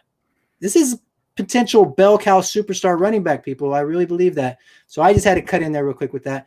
We'll read them off and I'll get to you. Sorry, I had to say something about that. So 15-1, more of rookie fever. We got Chase Claypool. 15-2, Jacob Eason, as we talked about. Anthony Miller, Dave Njoku, Van Jefferson at 15-5, Golden Tate, Keyshawn Vaughn, A.J. Dillon, Tony Pollard, Eno Benjamin, Jake Fromm, and Tevin Coleman at the end of the 15th round. So what do you see? What do you think about my A.J. Dillon rant? Yeah, I mean, I don't hate that. I mean, I'm not nearly as high as you on him, but like, I don't feel like there's any running backs in this range I would rather, because like I could actually see him getting drafted by somebody like the Lions and him being the, and I've already blanked on his name. That was Scarborough, the better Bar yeah, Scarborough. or who was the guy with Philly and New England, Pittsburgh. Oh, Garrett Blunt. He gets that. That's why he's so much more talented than Garrett Blunt, though. And that's right, but thing. just size, yes. But that not the skill, but I'm saying the role. Right, and if he had that role and he's much more talented, I just don't know why people can't give him some credit. But that's fine. I hope they don't. I hope this continues because that just gets me super excited. If I could get AJ Dillon in the 15th round, oh my gosh, ahead of Tony Pollard and behind Van Jefferson. It's like that's crazy. I like Van Jefferson, but I have no idea where Van Jefferson is going to go. I don't know. And he's like 28 years old. Yeah, exactly. He's like the oldest senior coming out. So yeah, I think this was a good. I don't want to keep at this point. It gets to the point I think after the 15th, and you can get into the 20th round where it goes so many different directions that it's hard to predict where. But maybe we can go real quick and just jump on a couple of these teams. Sure. Pull them up one at a time and just see if there was anything that stood out on each one. So we'll start with King Hippo. I love these names. This is great. So King Hippo from our Punch Out. Let's see. So he had the 1-6-2-7-3-6-4-7. He made a move for the 14. He or she, I should say. We don't know these guys. Alvin Kamara at the 1-6. Nick Chubb at the 2-7. Then Cooper, Jerry Judy, and CeeDee Lamb. So they took two running backs with their first.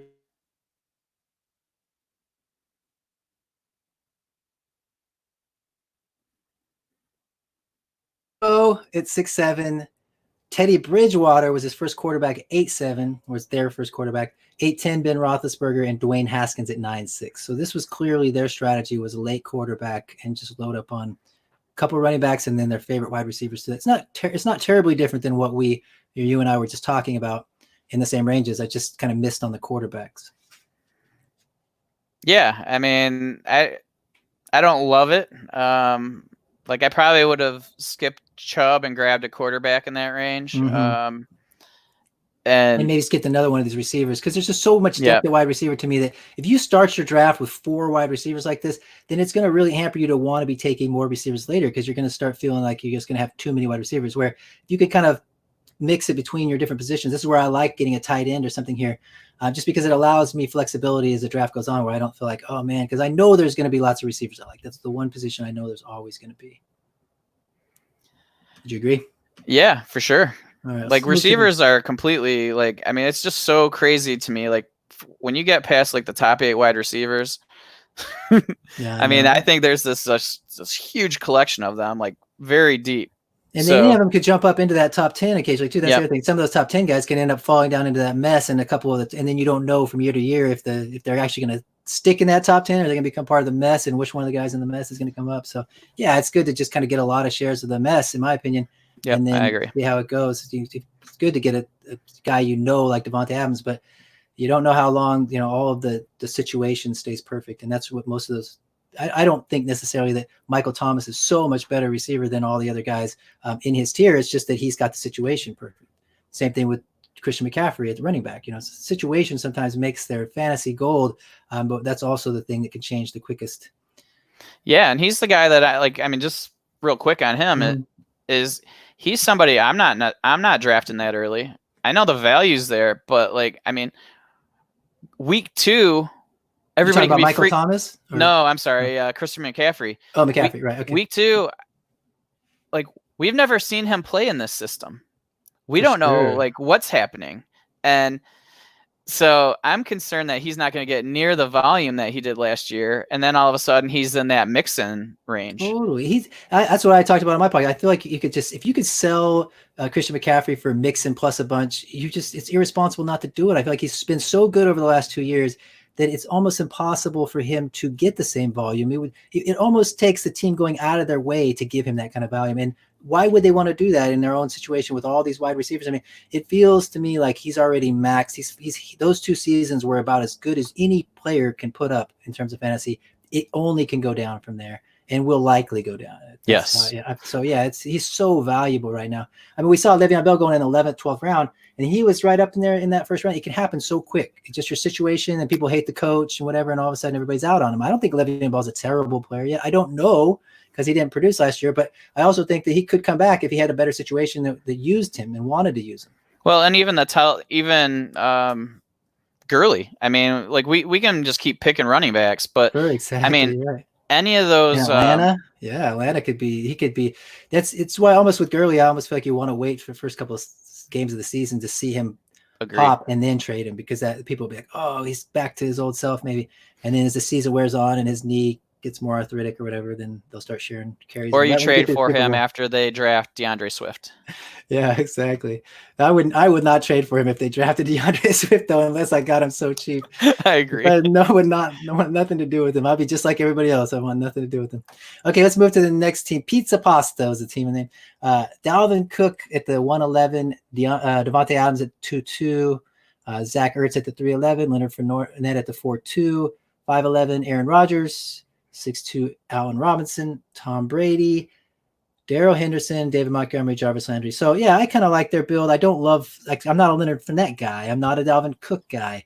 But they mixed in quarterback, receiver. So this is where it's like I would probably be taking different players, but at the same time I don't, and I wouldn't be taking Leonard Fournette at 4-2. I'd be going quarterback or tight end or wide receiver, one of those other positions. I feel like that's where I'm seeing this draft, that those couple of running backs right in there, I just don't want, even though Fournette, it's 4-2, still a good value there. Yeah, I don't like this team at all. I mean, I just don't like these aren't my guys. You know what I mean? Sure. And that's the thing. But then you look at you go Devontae Adams, and they got Allen Robinson to complement him. They got Dalvin Cook. They got Laura. So this is a team that can come right out of the gate and win. But I would not feel comfortable with this as the long-term viability of the team. 2021, this could be a really bad team. Totally. This would be those teams that has remnants of a great team, but it's at least by 2022, you're already trying to figure out how you're going to tear it down and rebuild because you didn't win. And once you don't win, there's no going up from there. Yeah, look at the quarterbacks. I mean, Rodgers in 2 years, who knows what that is. Yeah. Brady gone, Carr, Jake Fromm. I mean, he did well. I think he did well to get Carr and Fromm. Yeah, that's actually maybe the saving grace with this approach. Like I said, I don't hate the approach. I think that we're just the players weren't my players either. Yeah, but I think all in all, this team might be at the top of the standings. Pizza Pasta, at the top of the standings, at least at the end of this year. And so, sorry, pizza. Sorry, pizza. I like the pasta.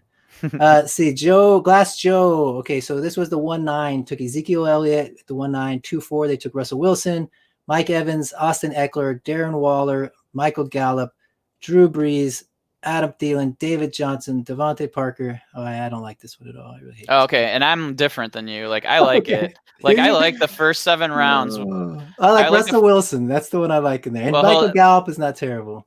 I like this build and the way that he went about it much better than the previous one. I think I wouldn't have taken Eckler in the 4th, and I would have taken a quarterback there, and then I would be really content.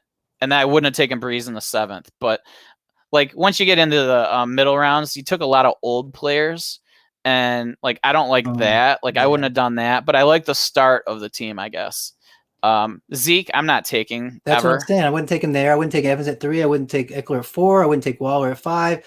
I might take Gallup at 6, but I would probably have other guys I prefer, or just to trade back and take another guy I think is good at 6 or 7. That's where, I did Drew Brees, don't love it. Thielen's a good value, especially if he's going to be the number 1. If you're trying to win now, you got to, Mike Evans at Thielen.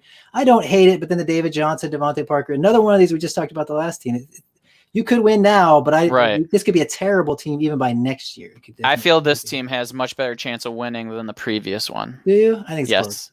Because I'm not convinced that Zeke is worth his up, that higher tier value. Oh, I agree. In terms of what he's going to produce, and that's why you're paying that first round pick. And I'd rather just take a quarterback or something, and then I probably would have taken Russell Wilson in the first pick, and then come back and taken Dak or something. But that's just me. Yeah. Okay, here we go. So this is Bear Hugger took Kyler Murray in the first and Dak Prescott in the second. So just that kind of fits more what I would be thinking in terms of value. And then Josh Jacobs in the 3rd, AJ Brown in the 4th, DK Metcalf in the 5th, Clyde Edwards-Helaire 6th, Tyler Boyd, Kerryon Johnson, Henry Ruggs, Christian Kirk, Jalen Hurts. Yeah, this is my kind of build. Yeah, I agree. I'm about to cry. It's so beautiful. Beautiful build. I love how the AJ Brown 4th round. I got AJ Brown in the 4th round of 2 leagues this year, and I think that's great value. DK right after him, love it. Josh Jacobs, you get your bell cow back right after you took your 2 quarterbacks, both young with upside and stability, which is so rare. Clyde Edwards throwing a running back. You got Tyler Boyd, Henry Ruggs later, Christian Kirk. Oh, I love this build. Yeah, this is a Mona Lisa, man. This is sweet. Good job, Bear Hugger. Bear Hugger deserves a hug. That was a good one. I might pay attention to this league just to see how Bear Hugger does. Yeah, this is cool. That you sometimes seeing how it goes to the draft is kind of good to see the team afterwards and see what they came up with. So here's Super Macho Man. He has 1-3. Christian McCaffrey, Josh Allen, Derrick Henry, Cortland Sutton, Hunter Henry, Noah Fant, Matthew Stafford, Jalen Reagor, Jimmy Garoppolo, Marquise Brown, Darius Guice, Denzel Mims. There's parts of this I like. This is another one I'm like, it's hot and cold for me. It goes like hot and cold and hot and cold. Cortland Sutton, I love. Christian McCaffrey. Can't go wrong taking a 1-3, but I'll probably try to trade him. But I hate the Josh Allen and the Derrick Henry. When the Hunter Henry, I don't even love too, because that was a lot of tight ends in that area in the 5th round, and we just don't know where Hunter Henry's injury thing. And I took him in our other league, one of our leagues that we were together, but I took him later.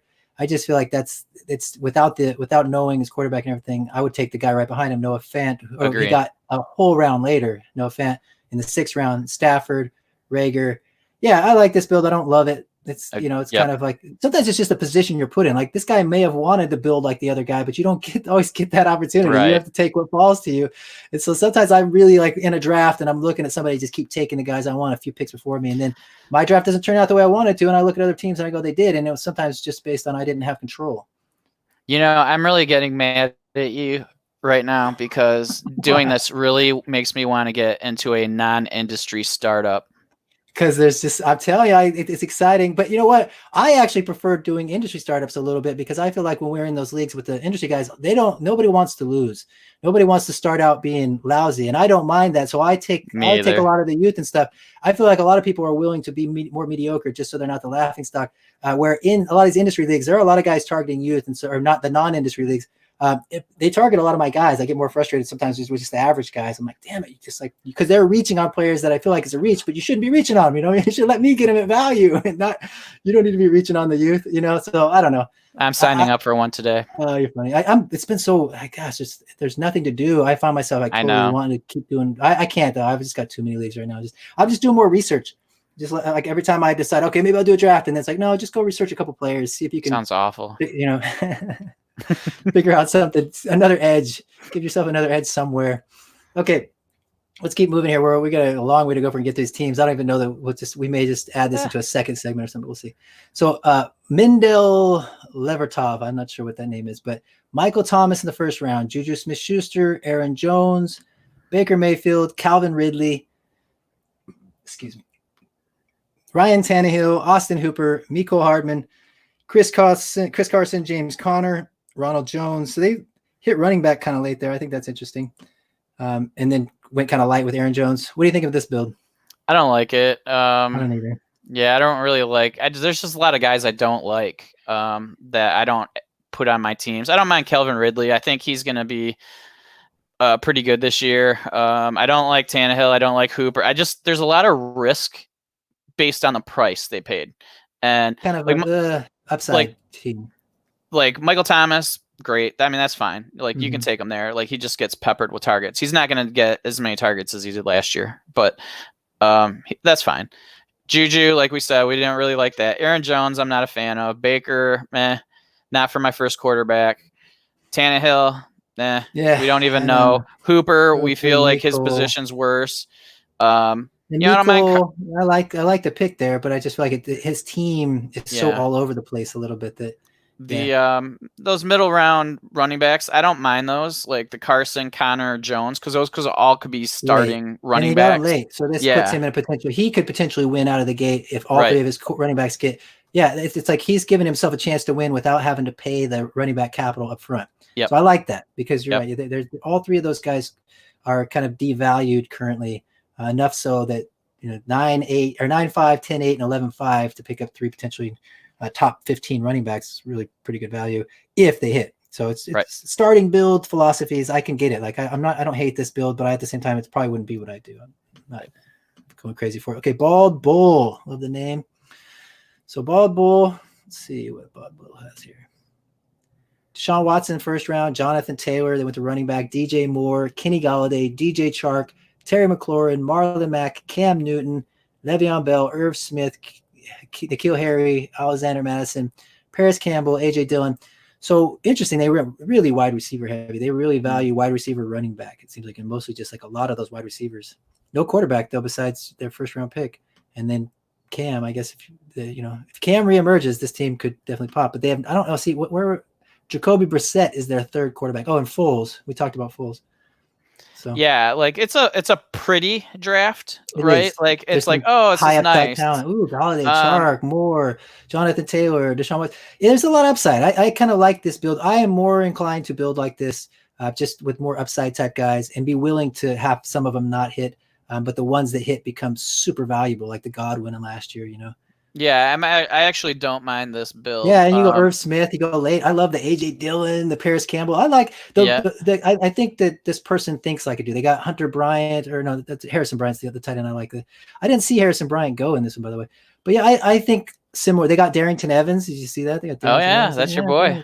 Around 20. So yeah, I'm like this build. It's not exactly how I'd go, but this is one of my higher graded drafts if we're grading. But is Darrington Evans really your boy when I got him in our mock? Well, it all depends. That's just a mock draft, so we'll see what happens in leagues we're together.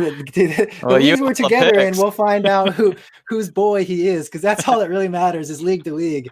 It's like, yeah, he's my boy. Oh, is he on your team? No, he's on my team. Okay, so he's not your boy in my league. But yeah, no, that's a good point. But it's only a mock draft. You taught me a lesson there, and I said, I might take this guy, but that's the game of the draft. And being in drafts with you is frustrating because you know exactly how I think, and I know a lot how you think. So it's hard. It's very hard to I just can't hide anything. It's pretty obvious what I'm going to do. I'll be honest, I pick sometimes just to affect you. So just to mess with me, huh? I appreciate that. I definitely know, like, I'm very aware of where you are and where other people that I know how they're going to pick are, because if you have two picks between my next pick, then I know, okay, if I want this guy or this guy, I'm going to try to figure out which guy you might take. Just to make sure that, because I know you're going to have two picks before it gets back to me or something. So there are little things like that. Sure. That you have to watch for. Okay, so this is Soda Popinski. Love this name as well. Took Lamar Jackson at 1-4, Joe Mixon at 2-9. Love that. Mark Andrews at 3-4, Tua at 4-9, Kenyon Drake, Jared Goff, Sam Darnold. So they went quarterback hoarding. This was a hoarderbacker. They went a little hoarderbacking. I like it. Jared Goff, Sam Darnold, Tyler Lockett, Melvin Gordon, Mike Williams, Curtis Samuel, Jameis, Dawson Knox, Anthony Miller. I like this team. It just keeps going. Naheem Hines, DJ Dallas, Alshon Jeffrey in the 21st round. You got to love that. I still think that he's been a great value this year. I bought him in a couple leagues just way, way late, so late. Like I couldn't even believe he was still there. And I just kept waiting. I'm like, okay, finally, I'll be the guy that takes Alshon because he's 20th round. I mean, he can still be a number one receiver this year. You know, at least a wide receiver 2 and Philly's number 1 guy. But yeah, what do you think? What do you think of this draft? I actually really like this one. Yeah, this is like so. This is interesting because it's almost like he went 0 wide receiver in a way, you know. Until later, like, and he hit Mike Williams, Curtis Yeah. Samuel, Anthony Miller, James Washington. James Washington in the 16th round. So he's trading that the other guy who was taking 4th, 5th, and 6th rounders on receivers. I kind of with this guy going Anthony Miller in the 15th, James Washington in the 16th. Even though you know you're not getting the guy that you covet, like the twinkle in your eye as much. I don't twinkle in my eye about James Washington as much as I do about Deontay Johnson. But at this point, the value is probably going more towards James Washington in a way. At least if you're going to make this build and you're going to go get Jared Goff and Sam Darnold along with Tua and Andrews, and you're going to go and punt wide receiver, then it's a great haul at the end to get those guys. I'm really 100. Yeah, I really like this build, and like I would feel great going out of walking out of this draft and go, okay, I have four starting quarterbacks for sure, and Jameis. And he's got Joe Mixon and Kenyon Drake, and Drake's in a great situation. I mean, that so this is and Melvin Gordon. Melvin Gordon, and you go back further, you got Dawson Knox and a couple high upside Chris Herndon and stuff, tight ends. And what else was I noticing? Tyler Lockett in the 8th round. So his receivers are not weak at all. He's got Tyler Lockett, Mike Williams, and Mark Andrews. We talked about how much we love Mark Andrews. To get him with Lamar and Tua, and then to have a couple guys I'd love this. This might be my favorite build. Just the more I look over, because it's the further down you go, you don't see. I'm like literally not seeing names I don't like. I keep going down. I see Alshon Jeffrey, DJ Dallas, Andy Isabella in the 22nd round. A lot of names that I like. Deshaun Hamilton in the 26th round. Demarcus Robinson in the 27th round. You can find wide. This guy is the proof that you can go punt wide receiver early and still have a very good usable wide receiver core if you just do it right. If you just kind of wait it out and be patient. Yeah, I agree. This was a good one. That was cool to see because not many people are thinking about going 0 wide receiver to start out a draft. Sure. We love that range. Yeah, that's perfect. This is a very good lesson. I think that I liked what I saw here because I get intrigued by AJ Brown and stuff in the 4th and 5th round, but I also wouldn't be against doing this kind of build, hoarding some quarterbacks, grabbing a couple running backs that can help me win now, and then filling out that wide receiver team. And guess what? I'm competitive now and in the future. Yep, it's really kind of a good thing. So here we go, Dead Rabbit. So we were talking about Dead Rabbits a lot. We kind of gave him some grief, but I also think his early part of his build was fantastic, or he or she's. Patrick Mahomes at the 1-1. Then you got Joe Burrow and DeAndre Swift coming back around on the turn. Then you had J.K. Dobbins and Cam Akers coming back on the turn. T.J. Hawkinson and Justin Herbert. Justin Jefferson and T. Higgins. Laviska Shenault, Brandon Ayuk. Zach Moss, Michael Pittman Jr., KJ Hamler, Chase Claypool. This is a rookie all-star team, as you can tell. Finally, he went Corey Davis, or she went Corey Davis at 16-12.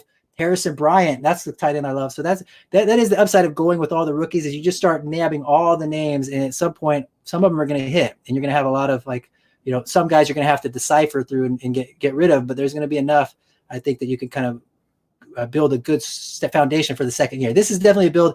I don't think he has much of a chance to win now, but I would love the foundation if I was just taking over a team and saw a lot of this talent on there. Boy, there'd be a lot to work with moving into a second year. What do you think? Yeah, I mean, I like where he was headed with it, and then I think he just lost his mind. I totally agree. The Rona fever, the rookie Rona fever just came in. When you hit Shenault, in the 10th round, and you start going there, that's where I start thinking that. There are other players in that range that are guys that are young and can still be. And you can win. That's better than your option. You cut your ability to win now off. Exactly. And I don't like to do that. I love building young, but I still like, if I can, to give myself that opportunity to win now, because this one is definitely not looking like one I feel like it's going to have as good a shot of winning now. But like I said, I don't hate it. I really like the first rounds. And they've got a huge advantage, too. I feel like that number 1 pick, getting Pat Mahomes and then being able to get Joe Burrow and DeAndre Swift on the turn, to me, that is an extreme advantage that I just couldn't imagine, not feeling great about my start with just those 3 players and knowing that I'm going to get the first pick in every odd round from that point on.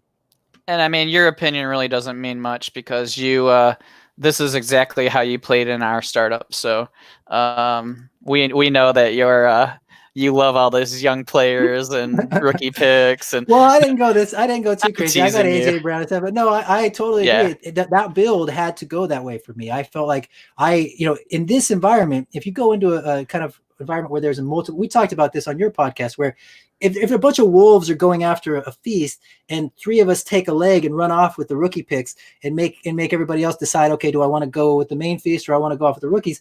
There can be some value if you chase people off, but it depends on how many people are going off with the leg. And some of these, I feel like half the group chases youth, and I'm not joining that party because the majority of the feast is on the regular players. But if everybody in my league, like in that industry league, is going on the veteran players and continuously, making it so that the rookie picks are values, then absolutely, I just keep plugging the rookie picks and then see where it goes from there, because I can always trade them and move back and add more value. It's just a whole nother opportunity to add value. That's not getting when you're just taking the players. So as we talked about this, having the picks involved was a very different dynamic. I kind of like it better than having the players involved because there is more flexibility. Taking these players is more of a risk to me than taking the pick. 100%. Because you could still move that pick and do things with it and versatile. When I have one pick for every 3 picks in that draft for the first 3 rounds, I can do so much. I can move forward, backwards, I can reach, and it's all going to benefit me because I'm everywhere in that draft. Right. And with this, you're taking players that you don't even know their situation. For sure. So like situation is secondary to talent, in my opinion, but it's still important. For fantasy, especially. That's what we played. And it could be years. This is their first contract. It could be years that they're stuck in that situation. They could end up 7 years after, if they're a first round pick, and then they're also, you could be franchised 1 or 2 times if you end up being this great guy and just end up playing for maybe a lower tiered offense for too long. Sure. And so many ways that, I agree. The situation does matter. And we have to, getting the benefit of having that makes a huge difference when you know that you have the 1-1 and you get to pick the best running back or the best quarterback. Or if you have the 1-3 and 2 quarterbacks are going off the board, then you're getting the best running back of those 3, which if one gets a good situation, one gets a bad, you don't have to make that guess beforehand. It makes it a lot easier just knowing that you're going to get your choice of them instead of having to say, sure, I'm choosing now ahead of time because I think he's the best talent. Let's keep moving here. Let's get through these last ones, wrap this thing up. Piston Honda. So they went George Kittle in the first round, Travis Kelce in the second round, Carson Wentz, Daniel Jones, Evan Ingram, Stefan Diggs, Drew Lock, Robert Woods, Mike Gesicki, Gardner Minshew, Kareem Hunt, Deontay Johnson, Preston Williams, Antonio Gibson, Eno Benjamin. Yeah, I'm okay with this draft. I don't hate it. I don't think I love it either. I think they're definitely win now with those 2 tight ends right out of the gate, and then they were smart enough to get their quarterbacks. I like that they punted running back almost until the 10th round or something. I don't necessarily love all the players they took, but I like the approach. What do you think? Yeah, I agree. There's some players in there that I would have probably went a different direction. I mean, I don't think they needed to grab Evan Ingram in the 5th round, or Diggs in the 6th. Totally. Yeah, like I think I would have probably went a different direction there. But like the team looks good. I like a lot of the players. I just think that probably lost a little bit of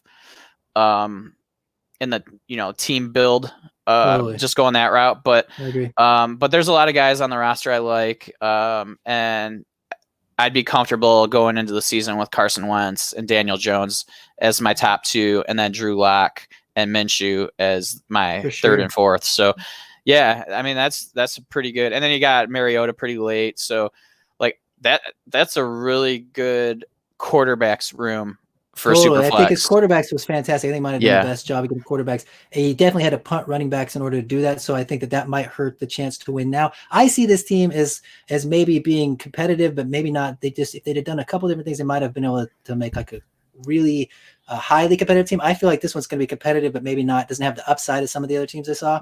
But they did a good job with the fill in on Deontay Johnson and Preston Williams, getting some wide receivers late, getting some running backs. But it's like guys like Boston Scott, James White is going to be most of their running back room. And so you're really going to have to bank on your 2 tight ends and your quarterbacks carrying your team, because Stefan Diggs, Robert Woods, going to be up and down weeks for all of those guys. So I don't love it. I think that this is one of those builds where it's good, and I think that this team is definitely going to be competitive. But I worry that they've cut their ability to have huge upside, and to me, I want the upside there, because you have to win now with this one, or it's going to start downtrending. It feels like. let's move to the next team here. So Applin's ASS Rockets. We'll go ahead and just call it Applin's Rockets. All right. So we got Saquon in the first round, Chris Godwin, Miles Sanders, Matt Ryan, Cooper Kupp, Todd Gurley, Dallas Goedert, Tyler Higbee, Jordan Love, Darius Slayton, Jonnu Smith, Sterling Shepard, Brian Edwards, Philip Lindsay, Jacob Eason, Andy Dalton, Tyrod Taylor. I kind of like his quarterback run lately. Taysom Hill. I'm big on the Taysom Hill for next year. I think that Taysom is going to get a shot somehow with the way the NFL is going. I'm believing in guys like Hurts and Taysom and even Robert Griffin that maybe he get another chance. Maybe he will reemerge. So anyway, what do you think of this team? Yeah, I don't mind the quarterbacks, and I like the first 2 rounds with Saquon and Godwin. After that, I'm not super excited about it. I just feel like there's a lot of kind of mediocrity based on, just a lot of those guys that don't have enough upside. Right. Or unknown. Jordan Love, Darius Slayton. Higbee's good. And I love the Higbee-Goddard combo. But, yeah, the Gurley before that, and I like Kupp, okay. Yeah, there's a lot to this. It's okay. And maybe they're forced into this. Maybe this was the best, the draft falls to. You're feeling, okay, I got to take a quarterback, so I take Matt Ryan. And you're not loving the Matt Ryan pick, but you also have to look at what's going to be left next time. And if you want to compete now, you're going to need a guy like Matt Ryan out of the gate. You can't just go, because I think Jordan Love is the second quarterback, no? Yeah, I think Jordan Love is the second quarterback, but then he loaded up later and took Eason, Dalton, Tyrod, some backups, and Taysom Hill. So interesting. I kind of did that in our league. I got a bunch of backups because I would like to be able to compete with all these young players. And I think the only way of doing that is by taking like 5 backups with all the quarterbacks that the backups to. I have like Ben Roethlisberger's backup, Deshaun Watson's backup, right? Lamar Jackson, Drew Brees, Drew Lock, a lot of guys that I feel like have potential to get hurt. And so maybe if just 1 or 2 of them get hurt, then I actually can flip from being a young team to a competitive team. Because I don't know where I'm going to go with all those rookie picks and everything, but it gives me flexibility. Yeah, I like kind of loading up. And those like he kind of did his quarterbacks like how I did running backs, like where I like to grab that one guy that I know I'm going to trust. And then you just get a bunch of guys and hope they fall into a spot. And like, he didn't have to spend much capital. And, you got to think that Tyrod, Dalton, like one of those guys has a decent shot at starting this year. And, then you got a couple of rookies like Easton and Love. Maybe one of those guys falls into a spot too. So then you're okay. Like it's a lot riskier of a play. Juggling, you're gonna need some juggling, but and it's just a different stressor, and like that's part of the entertainment. And like what I really enjoy about my teams is sometimes I like to live on the edge at quarterback just because it's just a different way of playing, Yeah, I agree. That's what I kind of did with our league. I am by nature, I'm a hoarderbacker, but when I'm in a league full of hoarderbackers and it just didn't feel as good. I thought, well, maybe I'll just be the guy who just takes a bunch of backups and figure it out. That is fun. It's always fun to try new things and to be, willing to go out of your comfort zone. It may not be the comfortable way we are used to building our teams, but it kind of allows us to stretch that comfort zone. Right. What do you think? Okay, so let's go with this last one and wrap this thing up. Okay, Ray Finkel, love the name. At 112, DeAndre Hopkins, and they took Tyreek, Julio Jones, Odell Beckham. So 4 straight wide receivers, kind of opposite what we were just talking about. Devin Singletary, Keenan Allen, Kirk Cousins, Phillip Rivers, O.J. Howard, Mark Ingram, Damian Williams, Will Fuller, Mitchell Trubisky, Jordan Howard, Tevin Coleman, Matt Breida, Sammy Watkins, Cameron Brate. Okay, so yeah, this was the opposite of what we were just talking about. We're just going to go receiver early. They did snag 1 tight end, 1 running back, and 1 quarterback, and then went Phillip Rivers as well. I don't hate it. They got bailed out, in my opinion, by getting Kirk Cousins, Phillip Rivers, and Trubisky in the 13th round. It might just be the saving grace. What do you think? Yeah, quarterbacks. I mean, I'm not super happy about it, but at least he has two, maybe 3 starters. So, I mean, kind of rolled the dice and ended up pretty fortunate. Wide receivers love. Would you love the value on? Because this is where I love a lot of these players. I think this is a team that was built by somebody who knows production and is taking guys, Mark Ingram and Damian Williams in the end of the 10th and 11th round, Will Fuller, a lot of guys that can produce. I think this team is definitely going to be competitive. I just question spending my first 4 round picks on DeAndre Hopkins, I love the Tyreek pick actually at 2-1. I think it's fine Yeah. value. But Julio and then Odell, it just feels like you've overcommitted to wide receiver. It really, that he did okay job moving, or he or she did a good job kind of manipulating and fixing it. But personally, it really puts you in a tough spot if you pick 4 receivers out of the gate, and then you see all these receivers throughout the draft. I mean, imagine how many receivers Ray Finkel saw that they maybe had to pass on later in the draft just because they had already kind of stockpiled and needed other positions. It feels like you get squeezed, in my opinion. I feel it, even though I try to not go for it. If you take 4 wide receivers, you're gonna have a hard time taking a 5th, 6th, 7th, all the way up to 10. Yep, I agree. And tight ends are pretty weak, so that I wouldn't feel Totally. comfortable Howard with being your that tight first end. one. It's very questionable. Yeah. I love Howard's upside, and he took Brady, so that's interesting. Basically, he's got one tight end, maybe, but you never know. Brady might but they have kind either of of them, or they could kill cannibalize each each other. other. They could, absolutely. Yeah. So good stuff. All right, well, thank you so much. Let's go ahead and kind of wrap this up. I'm going to get out of this screen thing so I can talk to you. So that was great, Bill. I really appreciate it. I had a fun time just talking. I can literally do this every day, especially since we have nothing to do and we're just quarantining everything. But before we go, will you please tell the listeners where they can find you? Kind of just give them an idea where where your content can be found and where they can find you. Yeah. So you can find me on Twitter at Superflex. I am a co-host for the Fantasy Timeline podcast with my buddy Josh Valentine. You can find him at Real Fantasy TL. The podcast is at Fantasy Timeline. I also just started another one where Sonny will be a guest in one episode. It is called the Superflexperts. Twitter handle is at Superflexperts. That's more of like an interview based one and more about strategy and stuff. It's probably a little bit along the lines of what like Sonny does on his podcast. Just talking less about specific players and more about, kind of strategy and philosophy. And I am doing the quarterback review for Dynasty 101's Rookie Digest. And that's going to get released, I want to say, middle of April. So you'll have it for rookie drafts and that sort of thing. So I'm horrible. I don't know if it's $7.99 or $9.99, but there's a ton of stuff in there. A lot about injuries from Ethan Turner, who's fantastic with those, and IDP, and there's a lot of those. So check it out if you get a chance. And Sonny, like you said, I could talk every single day. I mean, it's just so much fun. And yeah, we talk after we've done these podcasts. We usually talk for another hour or more. We could have done like a whole second podcast after your podcast. My wife, I came in the house and my wife was like, "Oh, it's been that long." I was like, "Yeah, sorry. We've been done recording for an hour. We just kept chatting."